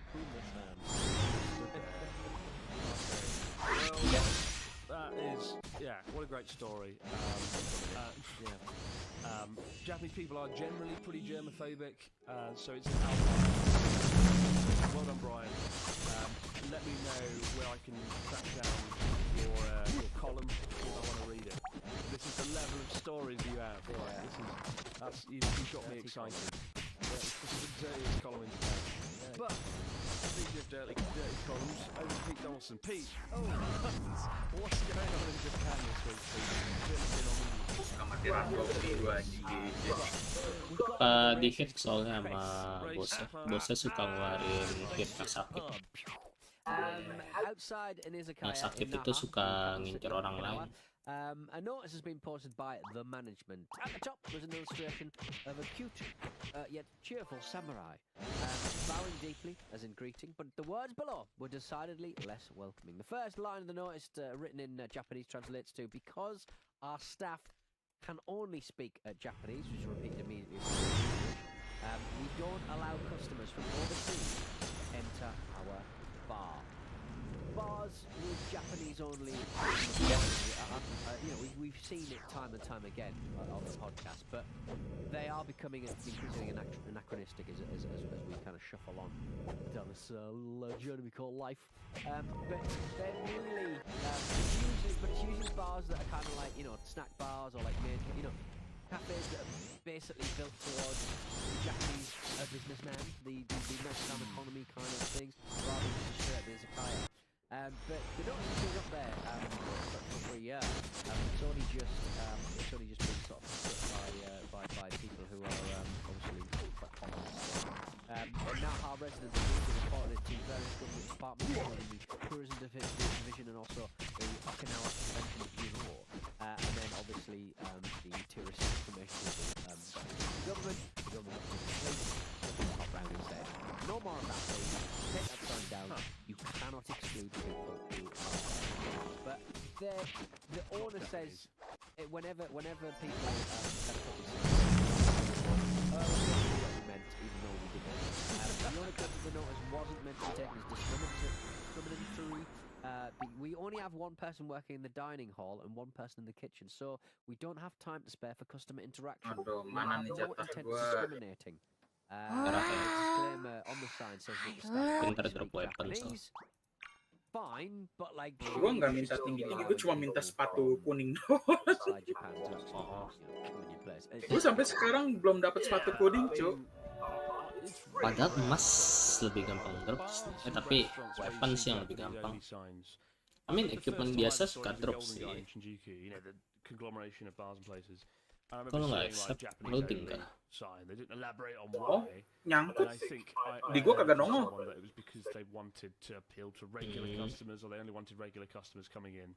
And the vibe was being ruined. Sekarang dua yang nggak accept. Foreigners walking in and sort of going, "Oh, give us a drink, mate. Drinks in it," and they'd be like, "Oh, what can I? What can I send?" I guess there's always this thing, isn't there, with people who want to provide the best service quality, and if they feel like they can't do that, they feel like they're compromising it by not being able to explain the menu to customers. Then why they use this sign? But like, really, there's no excuse. That's me trying to explain why there's another sign actually, it's posted below this on Twitter or X, whatever. There's another sign saying attention only Japanese only. Ya iri. The shops are busy at Golden Week. I'm sorry. Yang Federer sudah tier 10 rata. Jadi satu sama it's famous loh. Dia kesini lagi. Lu handle situ ya. Bisa kan? Bisa. And the sign says, staff because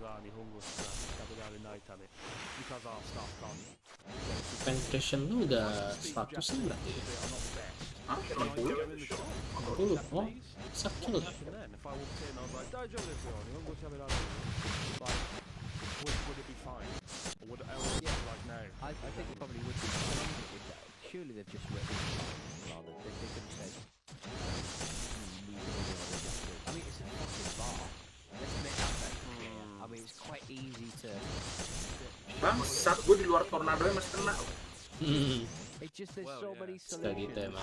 Instead of double and doing on the actual argument you have with the police or the actual authorities, like just put a menu.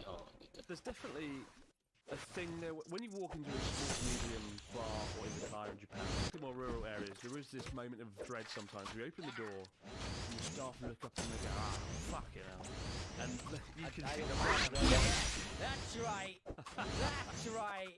That's what's happening. I'm here.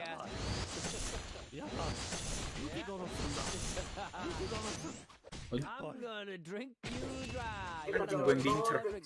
Dia udah kena silent, dia nggak apa-apa. If I saw Pete Dolson coming to my bar, I would ban all foreigners. But no.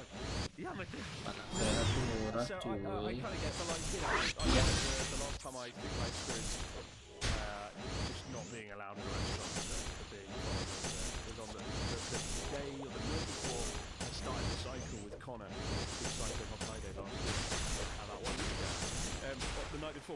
hearty meal, a big old meal to power us through the first day. We went into building with a few restaurants. One of them was the yakitori restaurant, skewered chicken. And we opened the door, and there was a few tables. I'd say it was a third busy. There's probably 35% busy. And I walked in, and before I could even say 2 people or 3 people, it went, no, damn it, it was like really awkward. Crush. And the sign Sad for squirrel. not being able to do something in Japan is the cross. And we did. Notipin sepatu aja. I love it. Dapatnya armor gitu-gitu ya. Clock, armor, sering banget. Shield. Iya, shield juga. Menyenangkan anjir. So that was the first time or the last time. Sepatu nggak dapet dajal emang. And a lot of staff in restaurants do ask, "Nihongo, wakarimasu ka?" Like, can you speak Japanese? And on occasion, if you're like, no, they're kind of like, oh, Lupa ganti kartu. can happen. It's very rare. Very Jangan rare. hit 1 dulu in lah. 100 times you might experience something like Di-hit that. lagi. But honestly, do you really want to go in a restaurant that says Japanese only? Because they're probably Nggak ada yang hit. Cuma pernah nabok sih, belum pernah nabok sih. Bagusnya sih gitu ya. But I'm telling you now, it's so rare. And people worry about it a lot more than Kalau gue ganti LK, kayaknya gue nggak bisa nge-game. podcast news story. You know, this is how rare it is. But yeah, you might see a sign. Don't be offended by it, unless. Gak apa-apa, Van. Yeah. Selama biochemist masih OP, pakai dulu. Iya sih. When COVID kicked off, they had that ramen shop in Kayak iseng gitu pengen main LK. no foreigners, you have COVID. Gue dari dulu temen job LK anjir. That was the time that really annoyed me. Because it wasn't about awkward language customer service. Ayo geser dulu. Yeah, I don't like that. That was very ridiculous. But there you go. So don't worry, guys. You have to worry about it. You'll be fine. And despite the car, we should go down there. Go down Okinawa. Get in there. Perfect. That's enough to anyone throw it out. Stories, comments, and questions in the fax machine. Wow! And we're back with the fax machine. What have we got this week from our listeners? Mr. Thompson. Bosnya suka keluar mulu anjir prop hitnya. Bingung gue.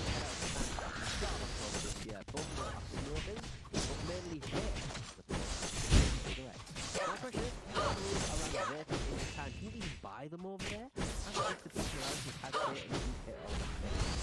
Any cash conversion.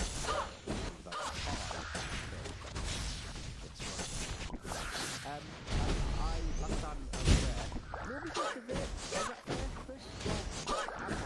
Yeah, I think I know Natsuki tried it for a little bit. I think he lasted for about a week and he was like, he wants to know how I don't mind making it very briefly when it all kicked off, when it became a thing like 7-8 years ago. I did it briefly and it actually really hurt my nose in a way. I don't know logic. But you went by the petrol flavour. You loved the smell of petrol and you went, I just want the petrol flavour. I think it was petrol, Chris. Well, I mean, Ryzen is well known for its flavours. I think I had espresso and strawberry.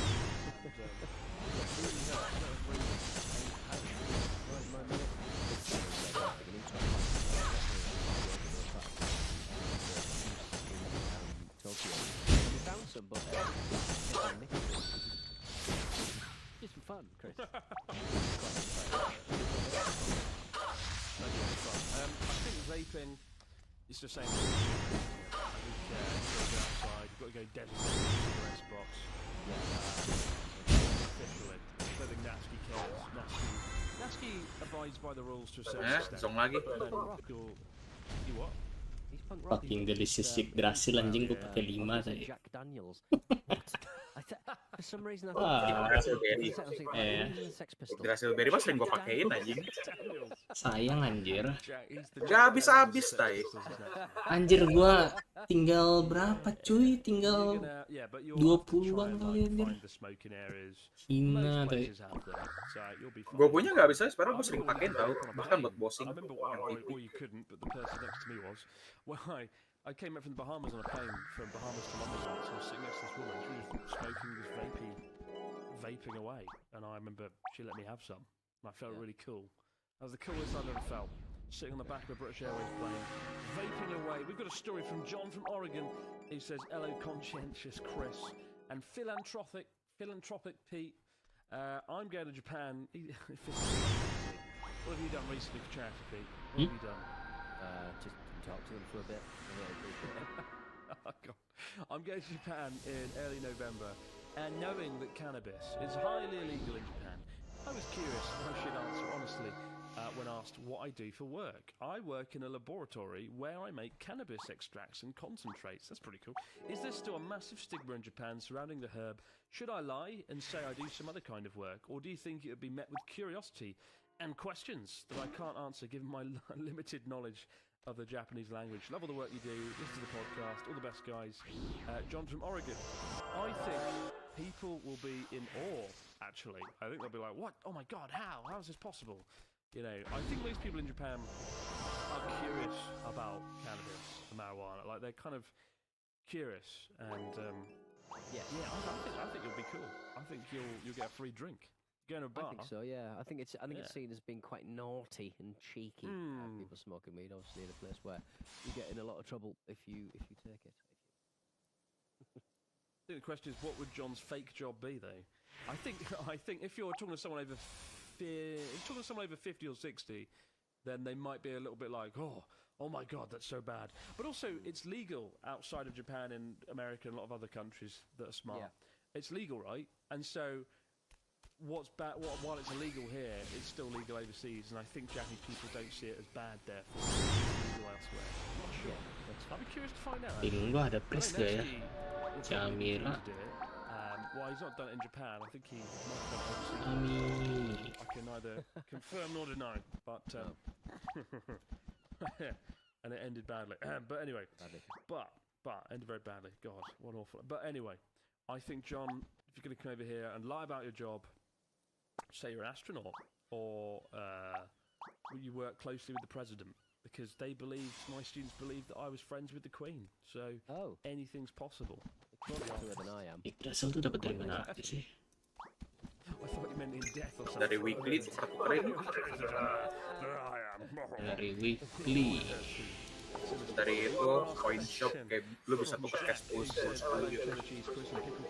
Iya. Dari situ doang ya. Kurang aja. Dari event banyak. Konsumsinya kebanyakan gua. Gua dari event dapat Yggdrasil mulu. Jarang anjir. Skill lu kebagusan. Nagoya wins on that front. She lives in the UK now, and when someone asks where she's from, she replies, "I'm from the Birmingham of Japan."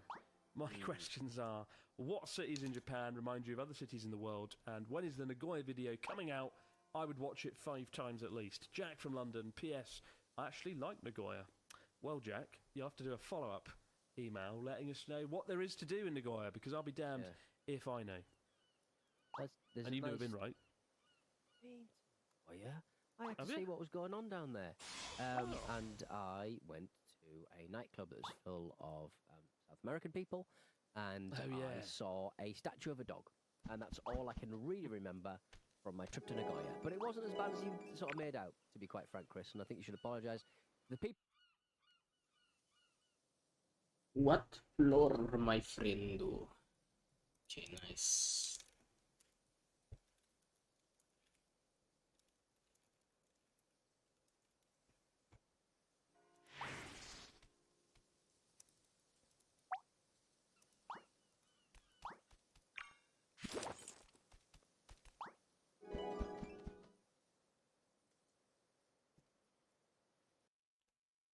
Ini anjir DPS gua kurang kenceng.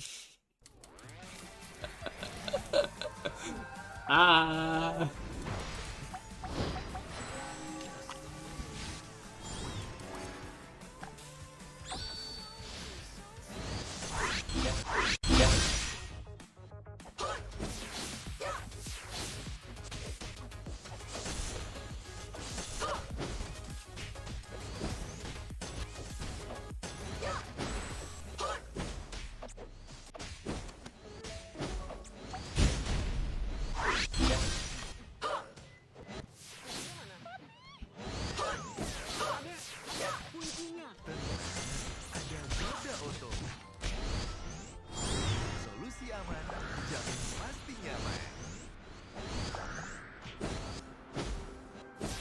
Kalau sustain bisa survive lumayan. Like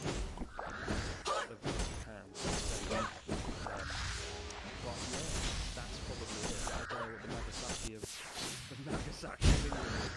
Which Devonshire. I don't know. It's complicated, but all I know is I should go to the lawyer and give it a Tunggu. try. We'll make it happen. gila lu. Sometime in the next Gak bener nih bos. promise. Keep the stories, questions, comments coming in the Morning Time podcast. Come all that later in the week, guys, to do it over again. But for now, no matter where you might be, out there you might be, yourself a great day. We'll see you next time to do it all over again. Cara ketinggian. The Abroad Japan podcast. Bye. Udah berarti ini. Good. Cakep.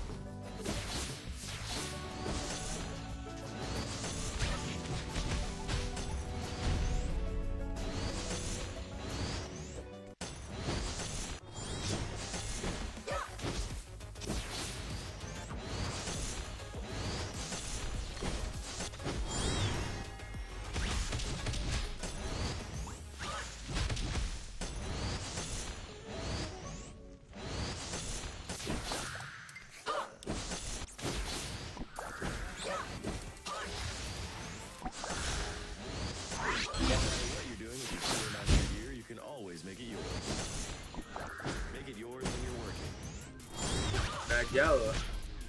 When you're streaming, when you're creating, Mati kaki.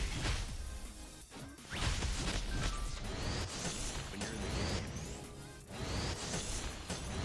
and make it yours when you're together. Oh ya Tuhan, thank God first try Cooler Master. for 13 kampret. Elah. Ih anjir, stream bicara yang lu setelnya 3 jam. Iya. A lot to talk about. What? Anjir, California gym owner hit camera in bathroom. Holy shit.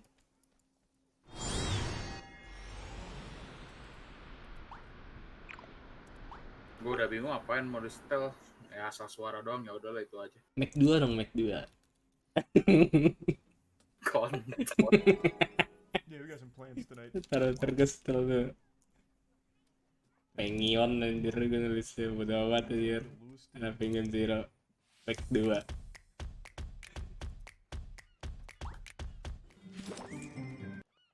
Lihat pedasnya komen netizen, mending coba pedasnya Potabi.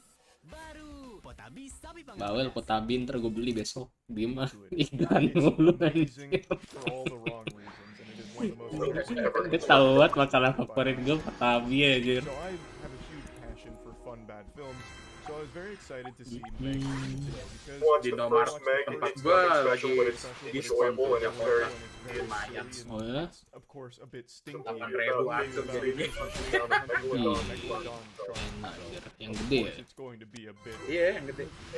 And Meg 2 was rolling around, and I expected to see a lot of the same. Some stinkiness, some silliness, put them in a pot and create a wonderful stew out of it and put a smile on Charles. Lagi banyak diskon kayak susu apa segala, tapi gue beli susu apa segala buat It's pokoknya also lagi. legitimately one of the stupidest movies I've watched in quite some time, and in a lot of ways, it's dumber than Moonfall. And I don't say that lightly. To say something is stupider than Moonfall is a bold claim that you need empirical evidence to back up. That's a claim that's bordering on insanity to say out loud. But I mean it, and I'll prove it here when I break down Meg 2 for you. So, of course, there's going to be spoilers here.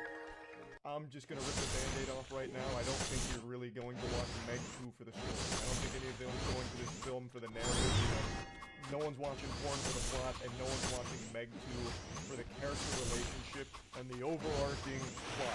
A plot that is so fucking simple, I legitimately think Ed from Ed, Edd n Eddy made it after eating 5 slabs of buttered toast. It is baffling that this actually even made it into the film.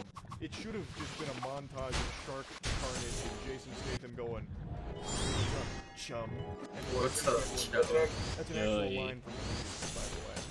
Like, it would have been better if that's the direction they went. But unfortunately, the biggest sin this movie commits is it is boring for about 80%. 80% of this movie isn't spent on megalodons or action or characters fighting with megalodons. For some reason, they made the first 80% a fucking soulless, garbage, poorly written, embarrassing, corporate corruption conspiracy mystery movie. And that's using a very generous term for it, because calling this a mystery in the first 80% is an insult to the English language. It's more like a history, because it belongs in a toilet. So, the first 80% is dedicated to explaining the world now. There's a very expensive expedition group that's led by Jason Statham, and they do these deep dives into a trench that has these megalodons roaming around it, and they're separated from the rest of the ocean thanks to this barrier that they can't cross. There's a very strong jutsu, and the megalodons aren't allowed to either enter or exit. But this team that Jason Statham is part of is financially backed by tons and tons of people. So many clans. They have so much money. They have a lot of very powerful people financing it. And they also have a megalodon in captivity that they're training and raising like a pet to understand a bit more about the megalodon. Now, the team is about to go on a routine dive. They've done, I think, 26 successful missions or something like that. And this was supposed to be just another standard trip, but things went a bit awry. Now, there's another passenger aboard this ship, this giant, you know, complex, and it's a child that Jason Statham is raising and teaching, and she's a genius. She's a 14-year-old super genius, you know, fucking Jimmy Neutron level intellect, and she sneaks aboard the expedition vehicle with Jason Statham and the team. Which he's very upset about. He's like, this is very not good. I'm very disappointed that you've done this. We're turning this ship around. But then they're like, no, we'll just press forward. And so they do. He didn't take a whole lot to convince them. But while they're doing that, that megalodon they have in captivity breaks out. And do you want to know how it breaks out? Well, because there was like a single metal grate, like a single metal cheese grater that was supposed to stop a fucking megalodon, an absolute monster. So it just easily breaks through with literally no effort, and we're supposed to be shocked that it did this. I don't understand how, because it was basically just a single piece of construction paper that separated the megalodon from the rest of the world. So that right there was already extremely lazy to me. They could have had some kind of cool plot, like showcasing the megalodon being really smart, like, you know, the megalodon set a trap, it played dead, it went belly up. So when they went in there to check on the megalodon's heartbeat, it fucking mauled them all and then escaped. Maybe it grew wings and flew away. I don't know. Just anything besides it went through a basically open tunnel that we didn't think about. So as they're going on this dive, the megalodon that they had in captivity starts chasing them. And they're like, how is that possible? We've got to dive deeper. It's the only way to escape it. So they dive deeper. Then they eventually go into the very deepest part of the trenches. And they're speculating on if they should just abandon the mission because this is already not going according to plan. So Jason Statham's like, should really abort mission. And even the main, you know, base is like, yeah, probably a good idea. This is already totally off book here. Let's just get the fuck out. But the actual owner of the company, the whole enterprise is like, no, this is a really good opportunity to explore. We're explorers, god damn it. This is what we do. And our megalodon came down here because she wants to mate. It's mating season for megalodons, and I'm fucking horny. We're gonna go watch. And they're like, well, if you say so, shucks.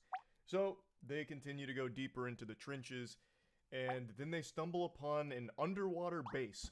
And I shit you not, for about 10 minutes, I really thought they were about to bring Atlantis into this. They were like, oh my god, there's an underwater base here. This is so weird. Wait, I'm getting heat signatures.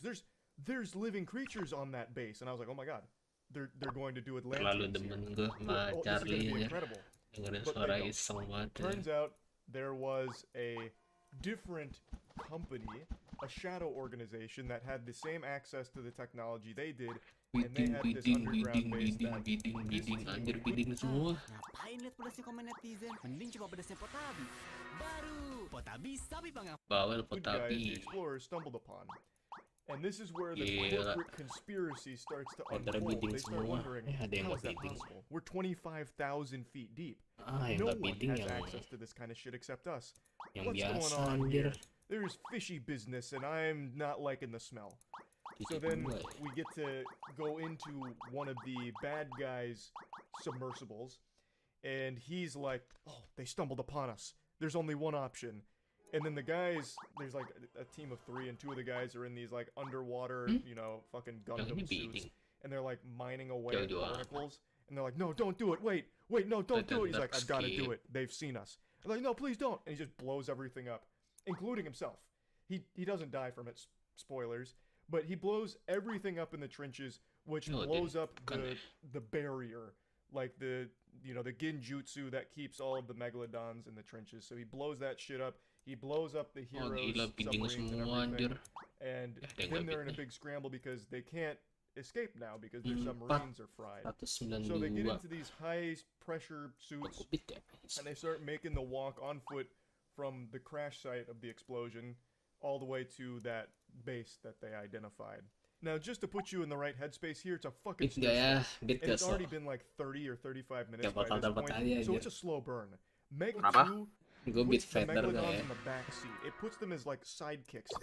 They have cameos in this movie, basically, because they spend the first 80% with this. It's so fucking boring. Kalau masih ada sisa, silahkan. Gue kayak pengen ngumpulin buat itu loh, buat titik kostum We're kayaknya. gonna need that rescue submarine. Shit went tits up down here, and we Kayak gue need a kumpulin little titik help. kostum deh. You know, this one lunatic blew us the kingdom come. bisa Blew us the high heavens. Our submarines don't work anymore. Come get us. And they're like, we're on it. Actually, scratch that. We can't. Somebody sabotaged our rescue sub. And now you can see all of the complex narrative plot devices coming into play. So then they have to figure out who sabotaged it. So naturally, they check the surveillance cameras. But it turns out our culprit was smart enough to turn off all of the surveillance cameras. But what they didn't realize is they had built in a fail-safe security camera system. So they go and check that. And it's revealed that our man on the inside, our evil person on the good guys team, is a girl named Jess. And she's evil because she wants money. She says that she's doing it because she wants more money than she could ever possibly care about, where money loses all meaning to her. So it turns out what they were doing down there on that base is they were mining rare earth minerals. And I shit you not, when they go into the base, one of the main guys is like, what is this? And he's like, oh wait, this is rare earth minerals. He literally says it's rare earth minerals. And it's like, they're probably using this for superconductors, which is good for quantum computation devices as well as all kinds of transportation. This is very important stuff. No doubt, this one crystal I'm holding in my hand is worth $1 billion. And Jason Statham's like, billion? With a B? Like, I think I'm actually quoting this verbatim. I'm pretty sure I've got this right on the money if you check the script. He's like, yes, with a B. And then that's when Jess is like, billions of dollars are at stake here. And then it gets even bigger because it turns out Jess isn't the only person working on the inside. The main girl who's financing all of this, the big CEO, super powerhouse who gave a speech at the very beginning about how proud she is of this company, she is the one who's pulling all of the strings. She's the puppet master, and everyone else is just the marionette on the strings dancing for her. And she's like, why aren't they dead yet? What's going on? So, I want to pause real quick because I'm probably overstimulating your brains right now. I want to point out a huge plot hole that I can't believe no one on the team recognized. The way that this is conveyed is that this is all part of the plan. What they wanted to do is kill everybody on board that main base, or rather, they wanted to kill everyone on board those subs.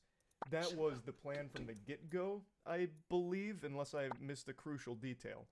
But even Jess, who was one of the core team members, advised that they pull out of the mission when the child was on board the submarine. Things are a little off course, she'd probably pull out.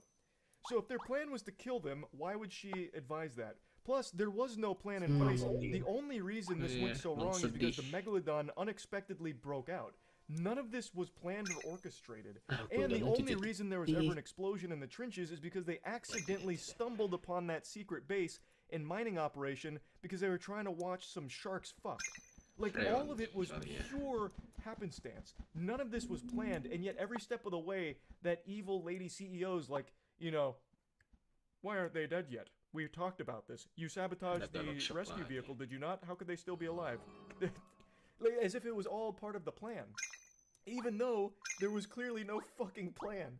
The whole plot falls apart, like, if you think about it for more than 3 seconds. And another thing, why the fuck would the owner of the company that has the access to the technology, is actively doing dives and everything, why would they even bother having a separate shady organization that's doing the same thing but then collecting rare earth minerals?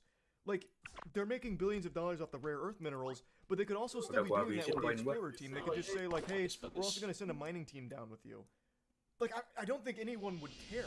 Oh, ini juga dapetnya terbatas banget kan, gua ngebeli soalnya. From the rest of the world Yes. where they're just mining rare earth minerals no one else has ever seen or had access to before. The explorer team would actually probably be pretty excited about that because it's more information and more knowledge for them. Like, they get to take in these things and learn about them. Lu udah lihat belum itu apa yang screenshot gua yang gua nonton to have like an evil group alongside your normal Ryzen group. You could have just merged them together without any of the evilness. You could have just been like, itu alright, screenshot and now gua di general some fucking barnacles. mau They're super ngerais. barnacles. Those are turbocharged magic barnacles. So let's just get a few of those and we can sell them and continue to finance these expeditions.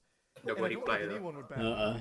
Like, I don't understand what the conflict even was to establish them as a group in this movie in the first place. There's a single throwaway line that I think is what they tried to get across, and it's from Jason's. Bare minimum kan.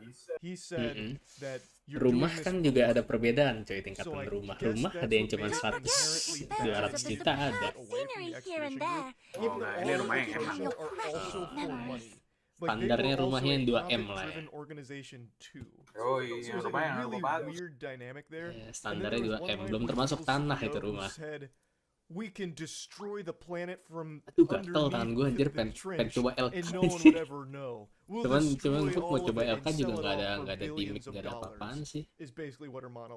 Kurang bagus intinya. And it's like, okay, but also we never had access to that before.